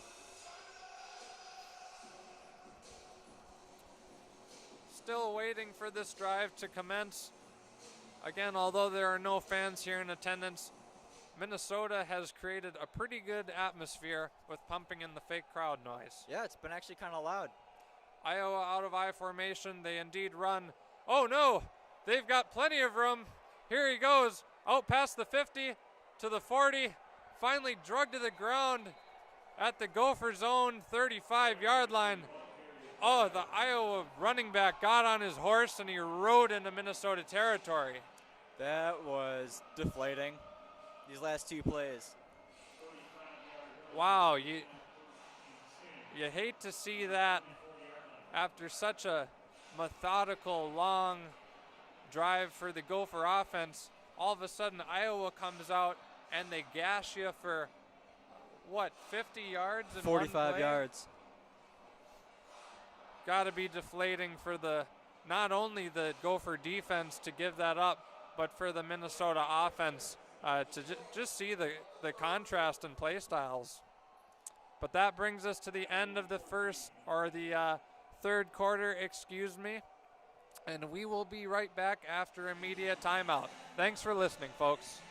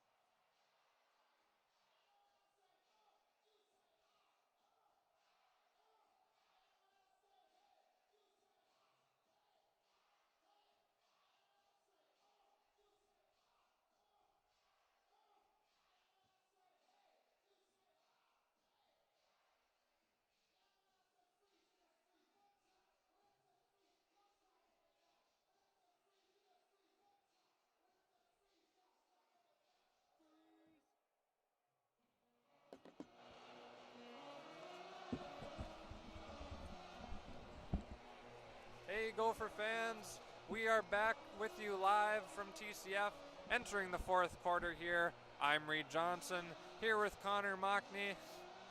I botched his last name again, I'm pretty sure. No, but that's fine. It's good. It was good. I guess that's close enough. So without further ado, the fourth quarter is underway. So Iowa lines up in the I formation. You got Goodson in the backfield with the fullback. They're going to hand it off to Goodson up the middle, and he's going to get a few yards, get about 4, and he's going to be taken down by a swarm of Gophers. Given how this game has gone, you know that those Gophers defensive linemen are just plain worn out here in the fourth quarter. They've been on the field so much, and they gave up a 6-yard gash there on what, maybe earlier in the game would have been a tackle for loss or just a shorter run. Yeah, and having all this pressure put on them too is not helping. Again, same formation. Goodson now is going to try the right side. They're going to pass, and it's going to be complete. Who is that complete to? It's going to be complete to Smith, and he's going to be down inside the 10 to the 9. It's going to be a 1st and goal for Iowa from the 9. Yeah, slant right over the middle. It looked like they were working on the safety, Jordan Howden, and just like that, it's 1st and goal. Something right out of our playbook too. 1st and 9 from the left hash. Goodson is going to be in the Wildcat formation. He's going to take it and run left. He's going to find some blockers, and he's going to get taken down at about the 7-yard line. So a short gain of 2 or 3. I thought I saw a flag on the field there, and my heart started racing, but it was just a bag or something flying across. We can only hope it was a flag. So now we have 2nd and goal from the 8-yard line. Got 13:25 here in the fourth quarter. Iowa threatening to extend their lead. Smith Marset is in motion. He's going to go out left, go out right, and he's going to catch a pass and go into the end zone. Touchdown, Hawkeyes. Well, that looked pretty easy. He pranced into the end zone like a state fair show pony. It was obviously a botched coverage. Someone was out of position. I believe the Gophers were playing in zone, but when he went running by one of the Minnesota defenders' zones, the Minnesota corner did not follow, and hence why he was so wide open. Yep, he motioned across, and then no one accounted for him when he was in that motion. Fumble on the PAT, and the ball goes all the way back, and the kicker's just going to land on it at about the 27. So it'll remain 20-0 and no extra point. But a little bit of a break there. Yeah, when you're down 20-0 in the fourth quarter, one missed opportunity on a PAT might seem insignificant, but if somehow the Gophers can come crawling back, that 1 point could make all the difference. Yep, that was definitely unfortunate, and that's a result, most likely, of a frigid night here in the Twin Cities. But we are down now 20-0. Really need to get something going on offense, and we'll see what happens on this ensuing kickoff. What you could use right here, above anything else, it would be highly unlikely, but just a blessing from the gods, would be a kickoff returned for a touchdown. Oh, that'd be so nice right now. And Cam Wiley hasn't looked bad on his returns today either. So it's not out of the question. He's just got to get those blocks.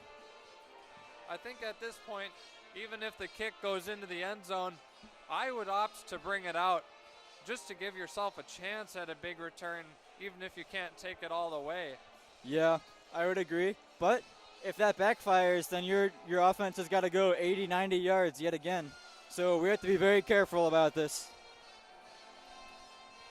I'm contemplating in my head, if you're the Gophers offensive coordinator, what do you dial up? Things on offense just haven't been working for most of the night. Last time you had the offense on the field, you finally got something going. Is there a specific part of the game that you lean on? Are you going to run? Are you going to toss some screens? Are you going to, just sling it downfield and try to get it all back in one pass? What are your thoughts? I think you got to open up to the screen game, and once you get a bunch of those short passes, then it opens up stuff downfield. So you really need to make sure that you get the ball in the hands of your playmakers, which is going to be Bateman and Ibrahim. And at some point, you're going to have to go take big shots downfield because you're down 3 scores. You don't have much time. You can't go on a 17-play drive and take up, half a quarter because you don't have enough time to do that. So Yeah. it's interesting to see what they'll do here. In my opinion, I'd really like to see Tanner Morgan airmailing it deep and depositing it into the hands of Rashad Bateman. He, in the scheme of things, really hasn't seen a ton of action tonight. And given that Muhammad can't really get going in the ground game, I think you've got to use your arsenal of wide receivers. You have to.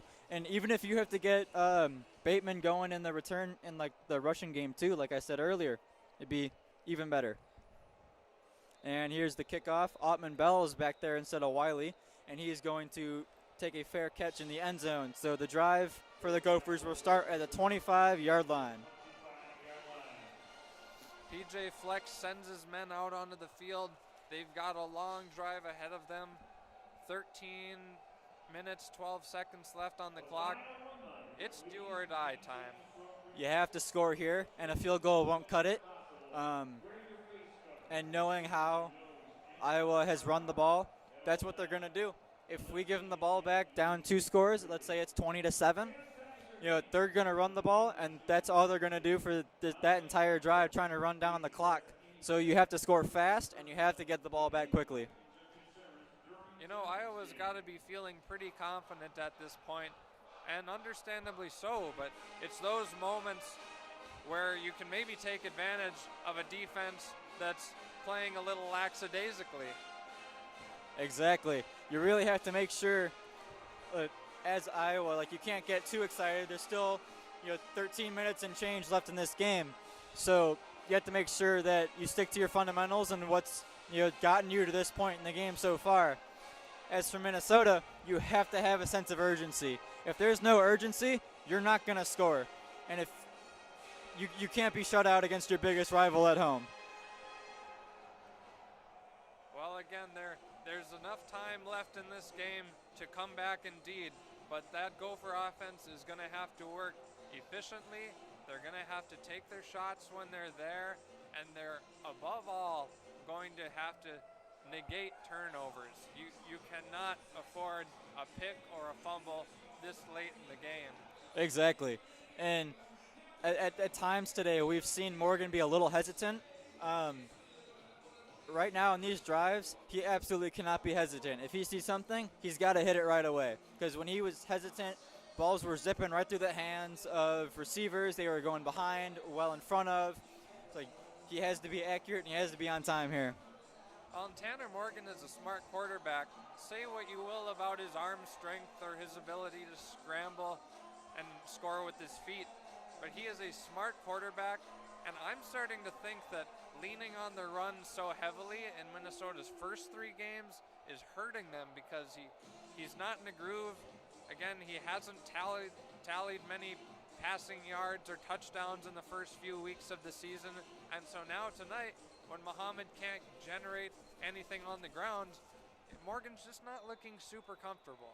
Yep, he hasn't had this kind of workload put on him because he's had that security blanket of Mo to hand the ball off to. Morgan in the shotgun, 1st and 10 from the 25. He's going to fake handoff. He's going to throw it deep. He's got Bateman over the middle. He's going to cross midfield or be out to about midfield, and he's going to have the first down. They're going to mark him down at they're going to mark him at the 50, right in the middle. And that was a nice big play right there. First down, Gophers. Right on schedule. He had plenty of space right on the big M logo. And just like that, Minnesota's out to midfield. Kind of surprised that Iowa let us have so much real estate in the middle of the field there. Morgan in the shotgun with Ibrahim to his left. Looks into the sideline for the play. He's going to hand it off to Ibrahim, who's going to run outside.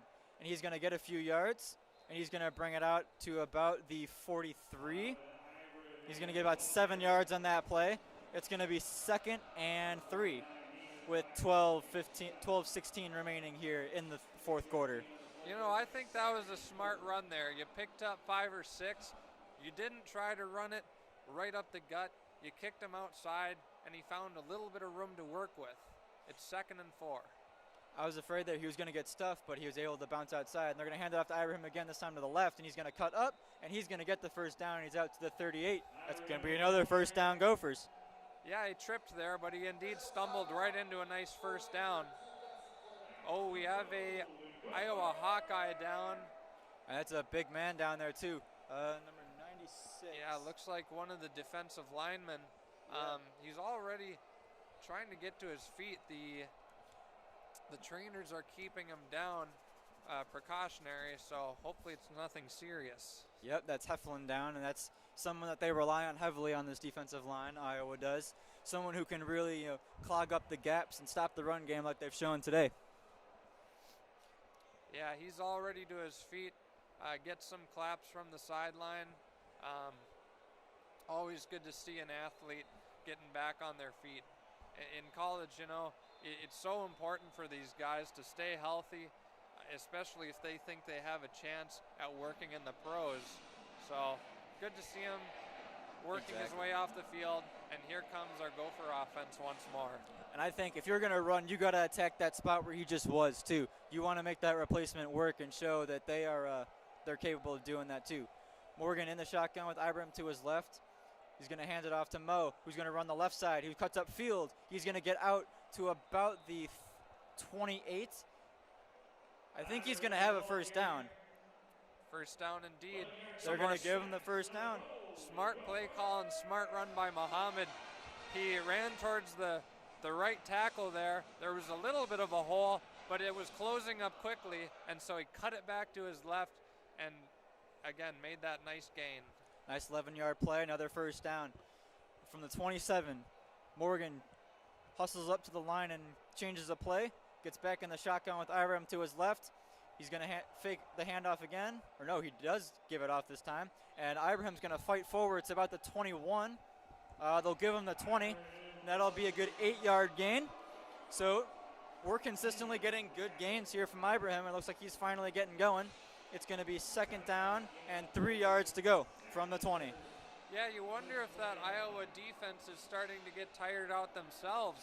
These same runs just were not generating any yardage earlier in the game, but now there's finally some space.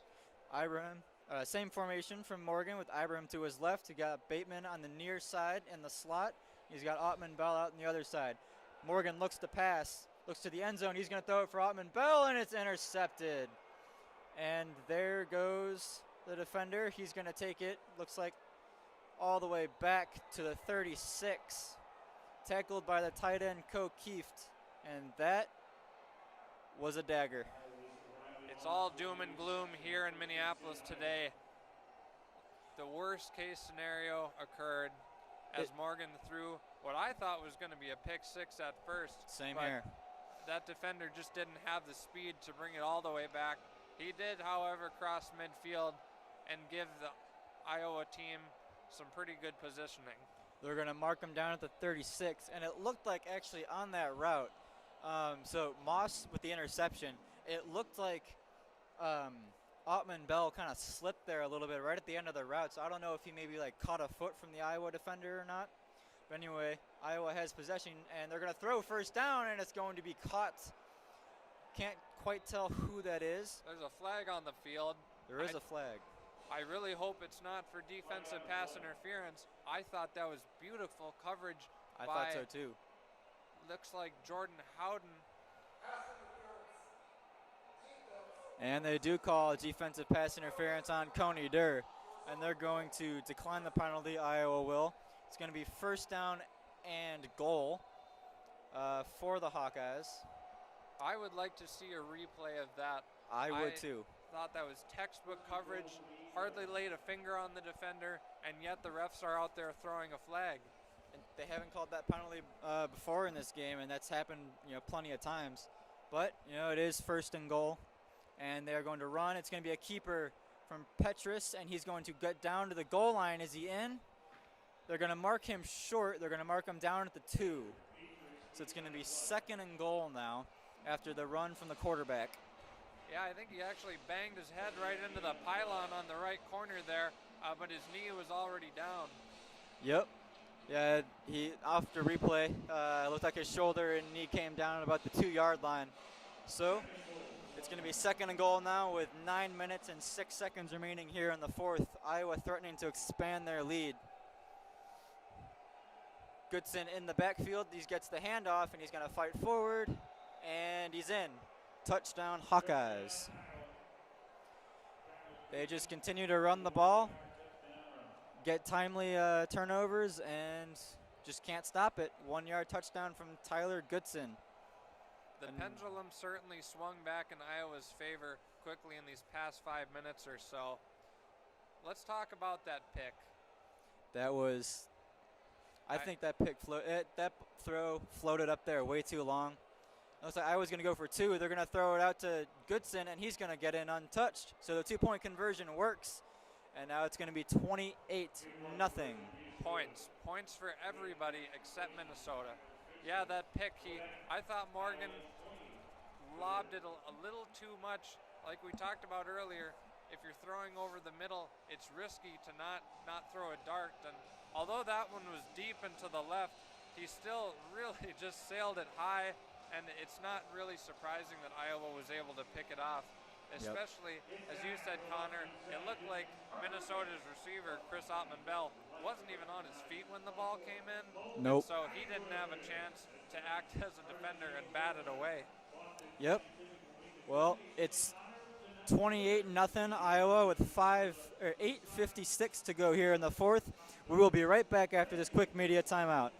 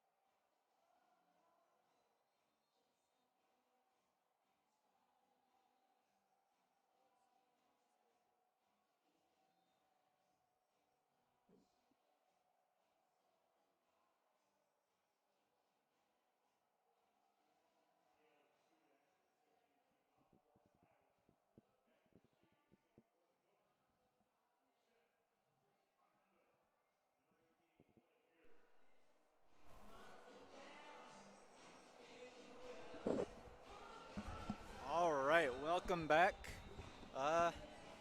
Not a great game as of right now. 28-0 Hawkeyes here in the 4th quarter. Iowa is ready to kick it away. Got Ottman-Bell and Geary deep. Let's see if there's a return. I don't believe there will be. Ottman-Bell gets it in the end zone, fair catch, and the drive will yet again start at the 25-yard line. So, after last drive, obviously ending in disappointment, what do you think the Gophers are going to do this drive? Unfortunately, I foresee them going conservative again and trying to run the ball, just with Tanner Morgan throwing multiple picks in this game. I don't think they're going to want to risk throwing another, but that seems like an almost certain death in this game because you're down 28-0. With just under 9 minutes left, and you can't be running the ball the entire time. You know, as much as you hate to say it, with only 8:56 left in the game, this game is more or less lost. Okay. Yeah. And that's a bummer. But let's take a look at the situation. We're playing Iowa, huge matchup. we're in the year of COVID. This poor young team, hardly had an off season to work with. They're rushed into action, and they lost so many studs to the draft. to the draft last year, or this year, I guess you would say. And in this game itself, we saw Mariano Marin. Wow, that's difficult to pronounce. We saw him, a leader on the defense, ejected. You wonder how much of an impact in the game that's had.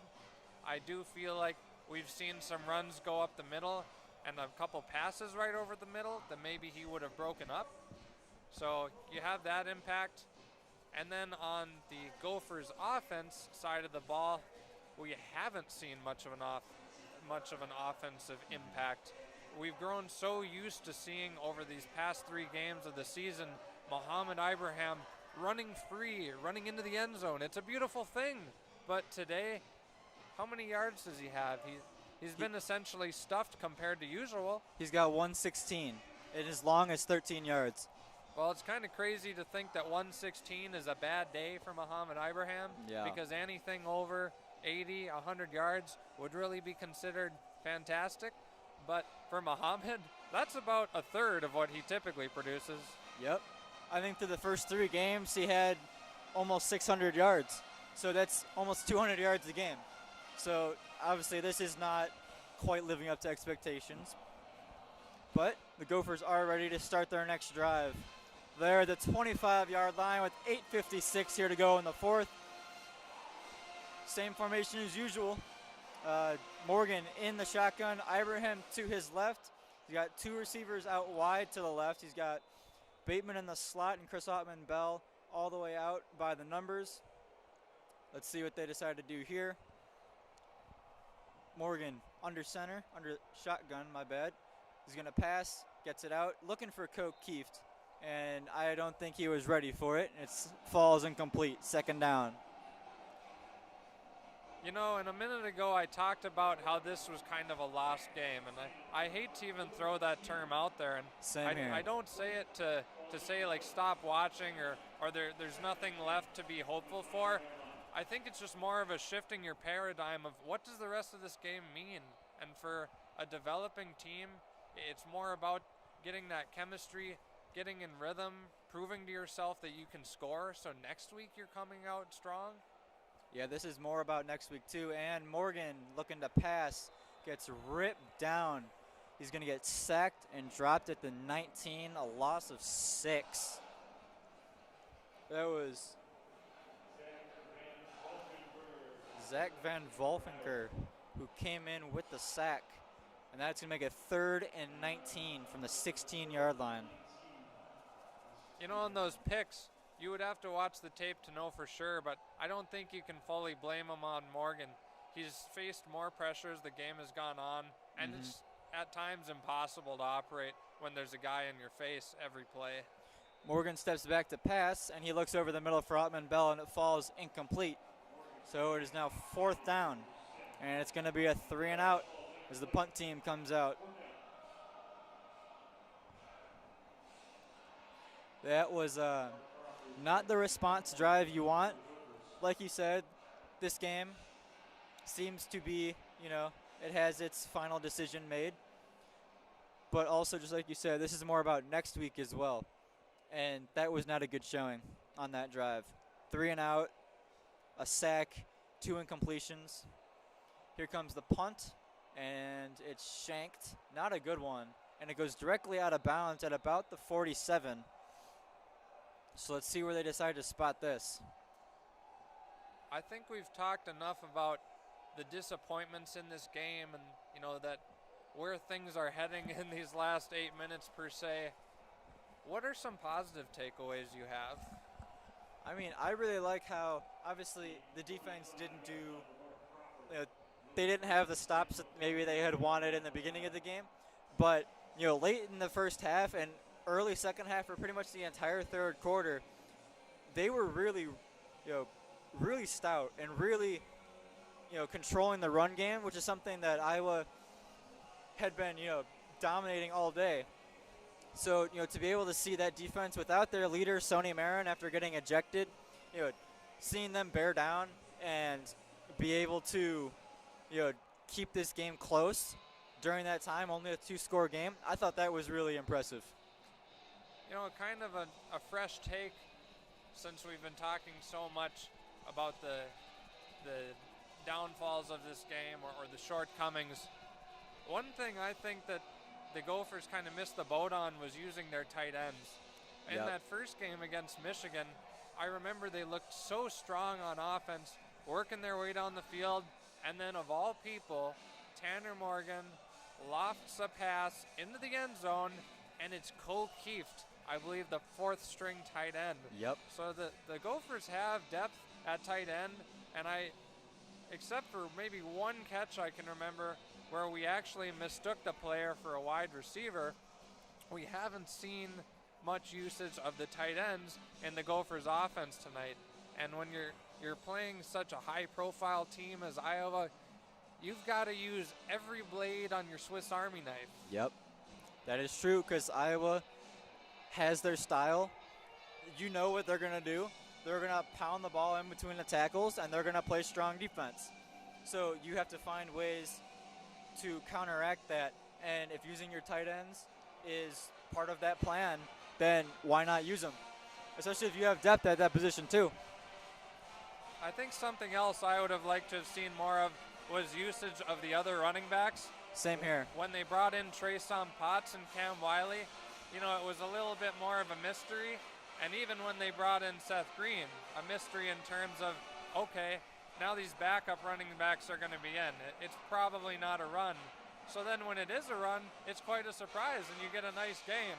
But when Muhammad Ibrahim is in the game, pretty predictable what it's going to be. Yeah. And having Trayson Potts get carted off last week at Illinois, that wasn't good. So we really haven't seen any of him today. And here's a big run to the right. There goes Sargent, and he's going to bring it down to the 14-yard line. A big, big run there for the Hawkeyes, and it's going to be first down inside the red zone. Yeah, they, as in Iowa's running back Sargent, just went tearing through the Gophers defense, right past the defensive line, past the depleting linebacker corps, and then almost into the end zone, but someone got a hold of him. So here comes the offense again. And Sargent hasn't been used much today. The load of the carries have been to Goodson. But speaking of, here is a run, another one to Sargent, and he's going to get stuffed after about a yard, taken down by a swarm of Gophers yet again. Nice team effort there. You like to see that it's, guys are still running across the field, hustling, trying to make a play, because Iowa could very easily put more points up on the board. And no one wants to see that's wearing maroon and gold. No, not at all. But, we have to do our job to keep them out of the end zone. And it's not like they're, throwing Hail Marys down the field. They're just running the ball right down our throats. Here's a run to the left. It's going to be Sargent again, wide open hole, and he prances into the end zone for yet another Iowa touchdown. I think I saw the maroon C part there. He was untouched. Yep. He had a wide open lane to run through. No one was there. And it is now 34-0 Iowa. Still waiting on the extra point, which will be coming up shortly. But yep, this defense, this whole team just looks too depleted right now. Yeah, too I drained. think the Gopher defense, first off, fell for some motion across the formation there, so their linebackers were out of position. And then their defensive tackle, who was in pretty good position to make a play, he tripped, and obviously the running back went racing right past him.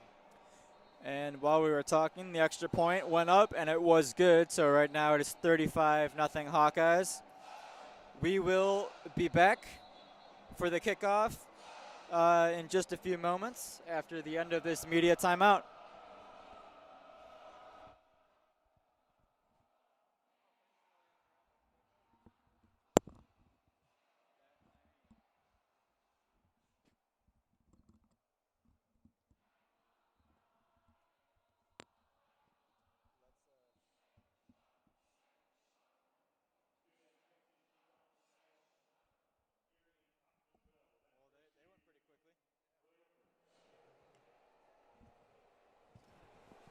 right, welcome back. That was a quick little break there.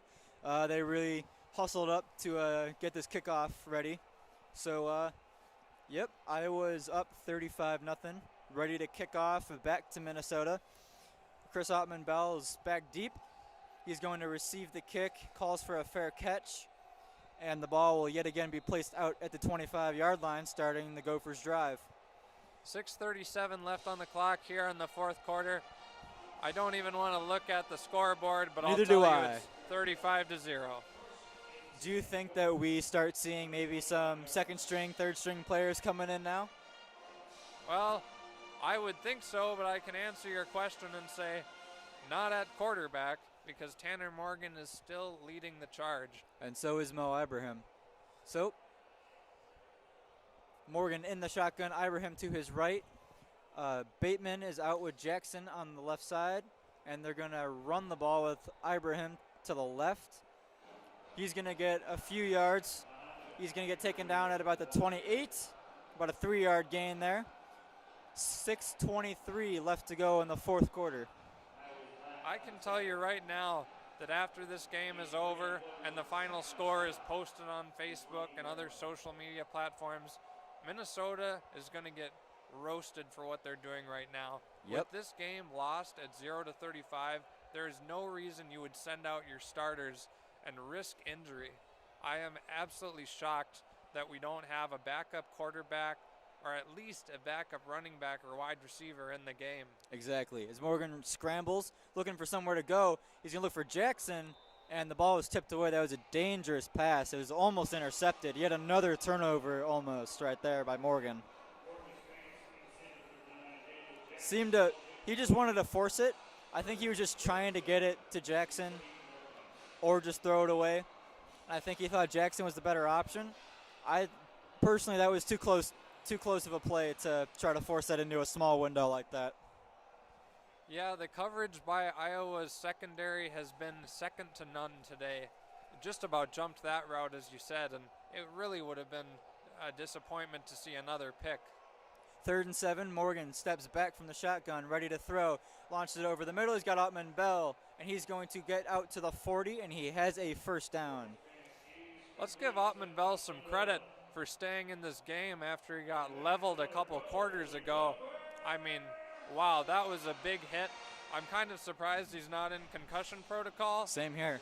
But he's been putting in effort all game, regardless of the scoreboard. And he took a big hit here, too. Like, it was almost as soon as he had the ball, someone was already on him. First down from the 40. Ibrahim to the left of Tanner Morgan, who's in the shotgun, 3 receivers to his right. He's going to hand it off to Ibrahim, who tries finding a hole. He's going to get out to about the 45, gets about a 5-yard gain. And it's going to be 2nd and 5 with 4:58 left to go. Yeah, these last few minutes are churning by pretty slowly, given the disheartening score. So we'll keep looking for the positives, and it would be fun to see the Gophers go put some points on the board. That's not out of the question yet. They've worked their way up to midfield. Let's see if they can, at least get some garbage points, if you'll call them here, just to make it look a little more respectable. Ibrahim with the handoff. He's going to run up the middle again. He's going to get close to the first down marker. I don't know if they're going to give it to him. He might be a yard short. They're going to mark him a yard short. It's going to be 3rd and 1 from the 49. Well, you pretty much have to go for it here.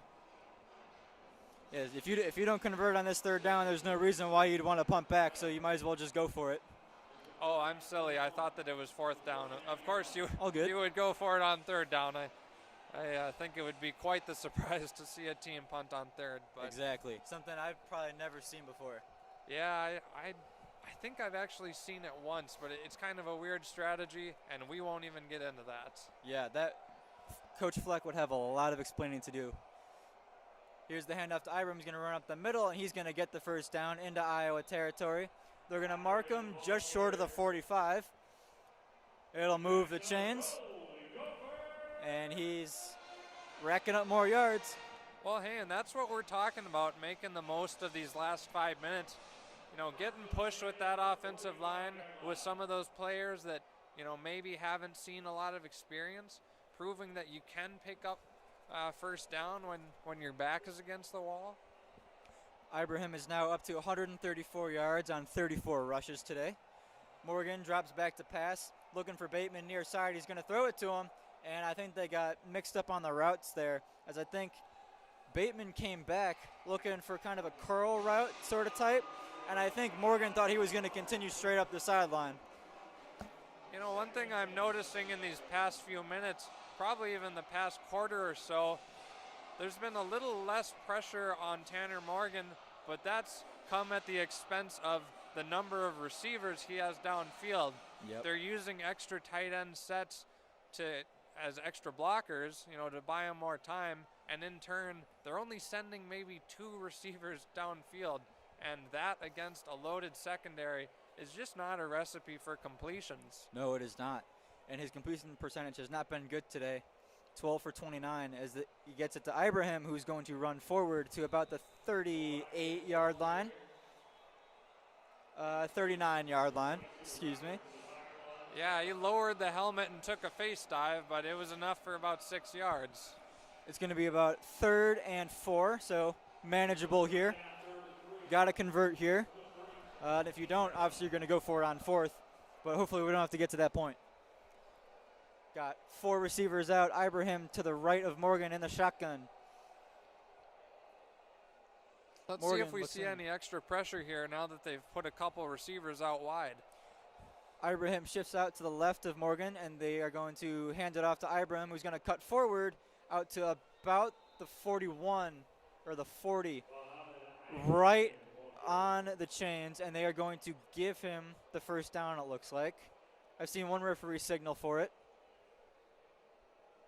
Yeah, the chain gang is being a little slow here. Yeah, chains have not moved, so I guess it's 4th down. Yeah, they actually flipped the marker on the side to say first down, but that's not accurate. It's Now they're moving. Now they're apparently moving. it is accurate. Now it's first down and the chain gang has moved. So fresh set of downs for the Gophers. Wasting time, though. 1:40 left on the clock here. Morgan's looking to pass. He's going to throw it, and he's got Brown Stevens. Are they going to say he caught it? Yes, they are. It's going to be a first down at about the 20-yard line. I was saying that it hit the ground and it's incomplete, but it doesn't look like they're going to review. Yeah, I'm honestly surprised he held on to that one. I'm watching the big board here. The pass was, Ooh, again, actually, behind him. And Again, it looks like it was. maybe, Hey, how about we get the play maybe he call did here? bobble that. I would have liked to have seen Tanner Morgan get the snap off, so that was unreviewable, but they dilly-dallied, and it looks like they're That's checking something that one out. I don't understand. It's a close play, yet you continually look to the sideline for a call. Just run the ball up the middle. Like, if you know that it's close, just run the ball. Yeah, the refs, if you can't hear, are just telling us that last play is under review. And We're not certain that it was a drop, but it certainly looked possible. Yep. You know, in talking throughout the game, we have both repeatedly said, you know, Morgan is looking to the sidelines for the call. For listeners who may not realize, in college, the quarterback doesn't wear a headset like one does in the NFL. So it's just inherently more difficult for them to get the play call, and then particularly if the coach wants to change it after the play is in, you know, they're looking to the sidelines, and they typically will have several people giving signals, not only to create confusion for the opponent. You don't want your opponent figuring out what those symbols are and reading the play before it even happens, but in turn, I can imagine it gets a little confusing at a quarterback when you've got to look over to the sideline, figure out where your guy is who's even, giving you the new play, and then communicating with that with the offense before the play clock ticks down to 0. I agree. That's a lot of work to do even before a play call, and especially when you have little time remaining on on the play clock. That can be really tough, and when you have to communicate something like that, or a whole change of play, a whole new audible, maybe even a shift in formation, if you have to, formulate that while getting these responses from the sideline, that's going to be really tough, and it can lead to a lot of confusion if not done right. Well, and on the flip side of the ball, looking at the defense, we've talked a bit about the impact that losing Mariano Sori-Marin, that experienced linebacker, may have had on this game. But from a communication situation, or standpoint, I should say, yeah, that's not going to help anything because the defense is getting those same signals, and they have to communicate with each other. And I don't know who is in charge of that communication for the defense, but it typically is a linebacker, and if it was Mariano Sori-Marin, that would really make an impact on the game. Yes, it would. I talked over the ref. Did you catch what they said? They said that after review it was an incomplete pass. So we are now back to the 35. It's going to be 2nd and 10 with 1:33 left on the clock. Morgan looks back into the sideline along with some of the receivers. He's got Ibrahim to his right. That's Cam Wiley, my bad, motions him out, and he's going to throw a pass out to Wiley, who's going to make a move and get out to about the 28. Nice, chunk there. Got 7 yards on that pass play to Cam Wiley. I'm starting to feel a quiver in my trick knee. I'm wondering if the Gophers are going to take a shot at the end zone, or if I'm just so frigid that I'm starting to lose feeling in my appendages. I hope it's the first one. But if they're going to take a shot, they got to start, moving a little quicker because they're wasting a lot of time looking at these plays on the sideline. Morgan steps back from the shotgun, ready to pass, gets it out to Bateman, and he's out to about the 20, and he gets a first down. And they're going to mark him at the 21, and they're going to give him a first down. Well, it wasn't quite an airstrike into the end zone, but it was a nice 12-yard pass. We'll take the chunk plays, I guess, at this point in the game. Yeah, 52 seconds left in the game. Reminder, we're down 35-0. And next week, we will be playing against Purdue and hoping for a little change in the narrative. Yep, I hope so. We'll have to see how Purdue performs tomorrow. I forget who they're playing, but yeah, we'll I think our laptops are all frozen solid, or else we might tell you. Yeah. But historically, Purdue is a worse team than Iowa, so you hope Minnesota can get back in the win column. And that pass from Morgan is complete to the 9-yard line. Look, they're going to give him the first down. It's going to be 1st and goal. Brown Stevens is the one who made the catch there.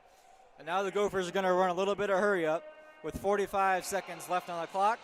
Obviously, in college, the clock stops until the chains are moved. Now the clock is in motion. We got 39 seconds left, so we better hurry up. Morgan in the shotgun. Ibrahim to his left yet again. Three receivers to his right. Spanford, Bateman, and Jackson. Looks to throw. He's going to scramble, and he's going to slide down to the 4. It's going to be 2nd and goal. 19 seconds are left, and it looks like Minnesota's going to take a timeout. Their second of the half. So it's going to be 2nd and goal at the 4 with 19 seconds to go. Yeah, Minnesota that turf must be slick and cold. Years ago, the Minnesota Vikings played here at TCF while they were having their new stadium, US Bank Stadium, built. And the Wilfs, the owners of the Vikings, actually had heated turf installed. That being said, I was speaking to someone here the other day who's at the stadium pretty often, and they heard rumors that there was some weird rule where Minnesota wasn't allowed to turn on the heat during the games, which wouldn't make any sense to me, but if it was true, it would absolutely make the playing surface harder and slicker.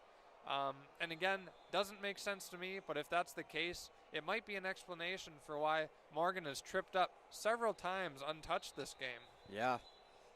And as that play was being set up, Iowa then proceeds to call a timeout. So I wonder if they didn't like the look that they had there. That is their first timeout of the half. Yeah, only 19 seconds left on the clock here. The Gophers are so close to the end zone. I've got to believe they can put some points on the board. And if it comes up to 4th down, the last thing I want to see is that kicker walking out onto the field. Not because I have something against Michael Lance, but it's not the night to be kicking field goals. It is the night, however, to be practicing how to score touchdowns. And that last kick he had was atrocious. So let's just punch it in the end zone now, say we got on the board, and then go home and prepare for Purdue. Go home and warm up is what I'll be doing. Yes, same here. Purdue is cool too. Yeah, maybe we can wait a day. to prepare for Purdue. And Hey, now that's kinda another catchy. I timeout. like that. Prepare for Purdue.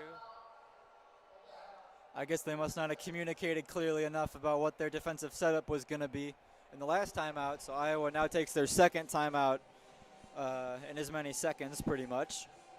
Man, I kind of feel like Iowa's twisting the knife at this point. Like, you're up 35 to nothing. It is almost impossible for the Gophers to come back in 19 seconds. Yep. Yet you're calling timeouts just to try to, I guess, keep them off the board and come away leaving the Gophers scoreless. But, you know, just let the clock wind out and let's get on with things. Yeah, let's go on. Let's go home, please. Oh, my goodness. Oh. Iowa called another timeout. This is bizarre. This is the most Iowa thing I have ever seen in my life. Well, can you remind me what the chant is there, Connor? Who hates Iowa? We hate Iowa. And that's showing right now because, like you just said, they're really just rubbing it in now. That's all that huddle is.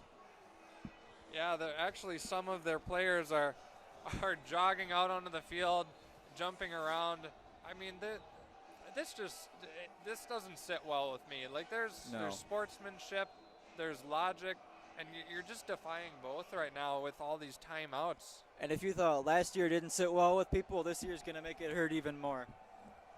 Well, I'm sorry if I offended any Iowa fans, but again, just kind of a strange unraveling of timeouts here in these past few seconds.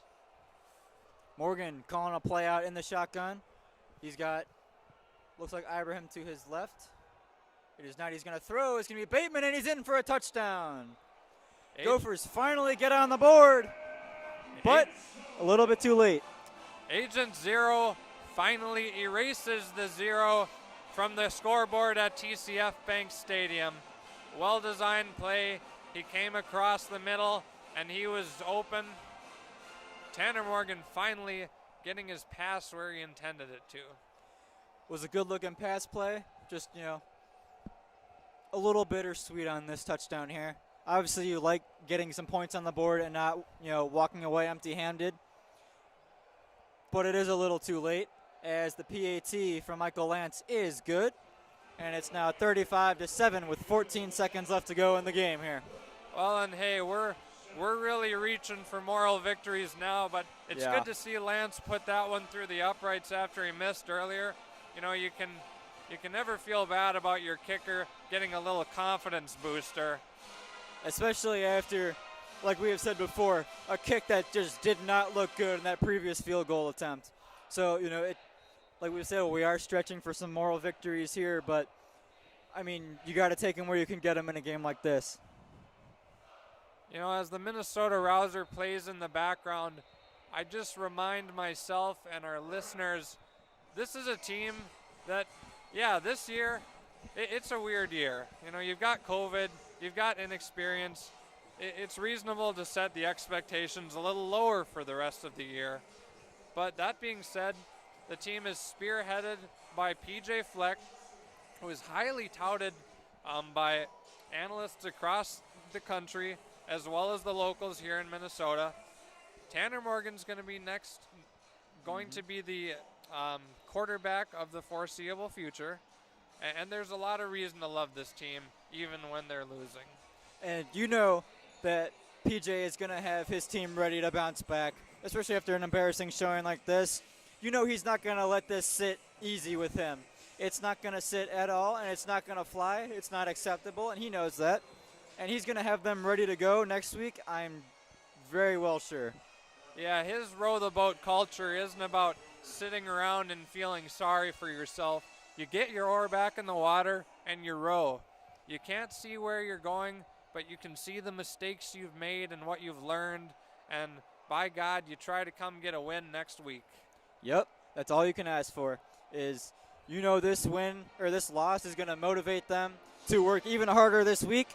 And you know they're going to want to come out and put up a really good showing at home, especially now being 0-2 at home. You really want to put up a good showing on your home turf, and you have a good opportunity to do that against Purdue next week. 13 seconds left on the clock here. Let's see if Iowa decides to do one more timeout just for the heck of it. Oh, wait a minute, they burned them all up a minute ago. They probably got a fourth sitting somewhere. They take a knee, and that is going to end this game. PJ Minnesota is going to fall to 1-3, and Iowa improves to 2-2. PJ Fleck keeps his head high. He goes and gives a respectable handshake to the Iowa head coach. Wins against Iowa are hard to come by. You know, it's sad to see Floyd of Rosedale, that notorious definitely isn't the right word, but that well-known pig trophy going back down south to Iowa. You know, but we did our best here on a cold night. We'll see what we can do over this week, reset, and hopefully we can come out and get a big W against Purdue next week. I hope so. This team's in desperate need of a bounce back. And, you know, like I said just a few moments ago, 2 poor performances at home in your first 2 home games. You know next week they're going to have to be firing on all cylinders, especially if they want to rebound. Well, as we close out with the Minnesota Rouser and we see the final score of Minnesota 7, Iowa 35, I'd like to thank our listeners for sticking with us, especially as the game really got out of hand late. I'm Reed Johnson, and I really enjoyed broadcasting, even on this frigid night. Same here. It was definitely cold. We also do apologize for the technical difficulties. Those will be fixed. We promise you those will be fixed. And you know, we want to thank you for listening. And, yeah, we just want to say, as PJ Fleck would say to close out a press conference or really any interaction with anybody, row the boat, Skayama, go Gophers. go Gophers.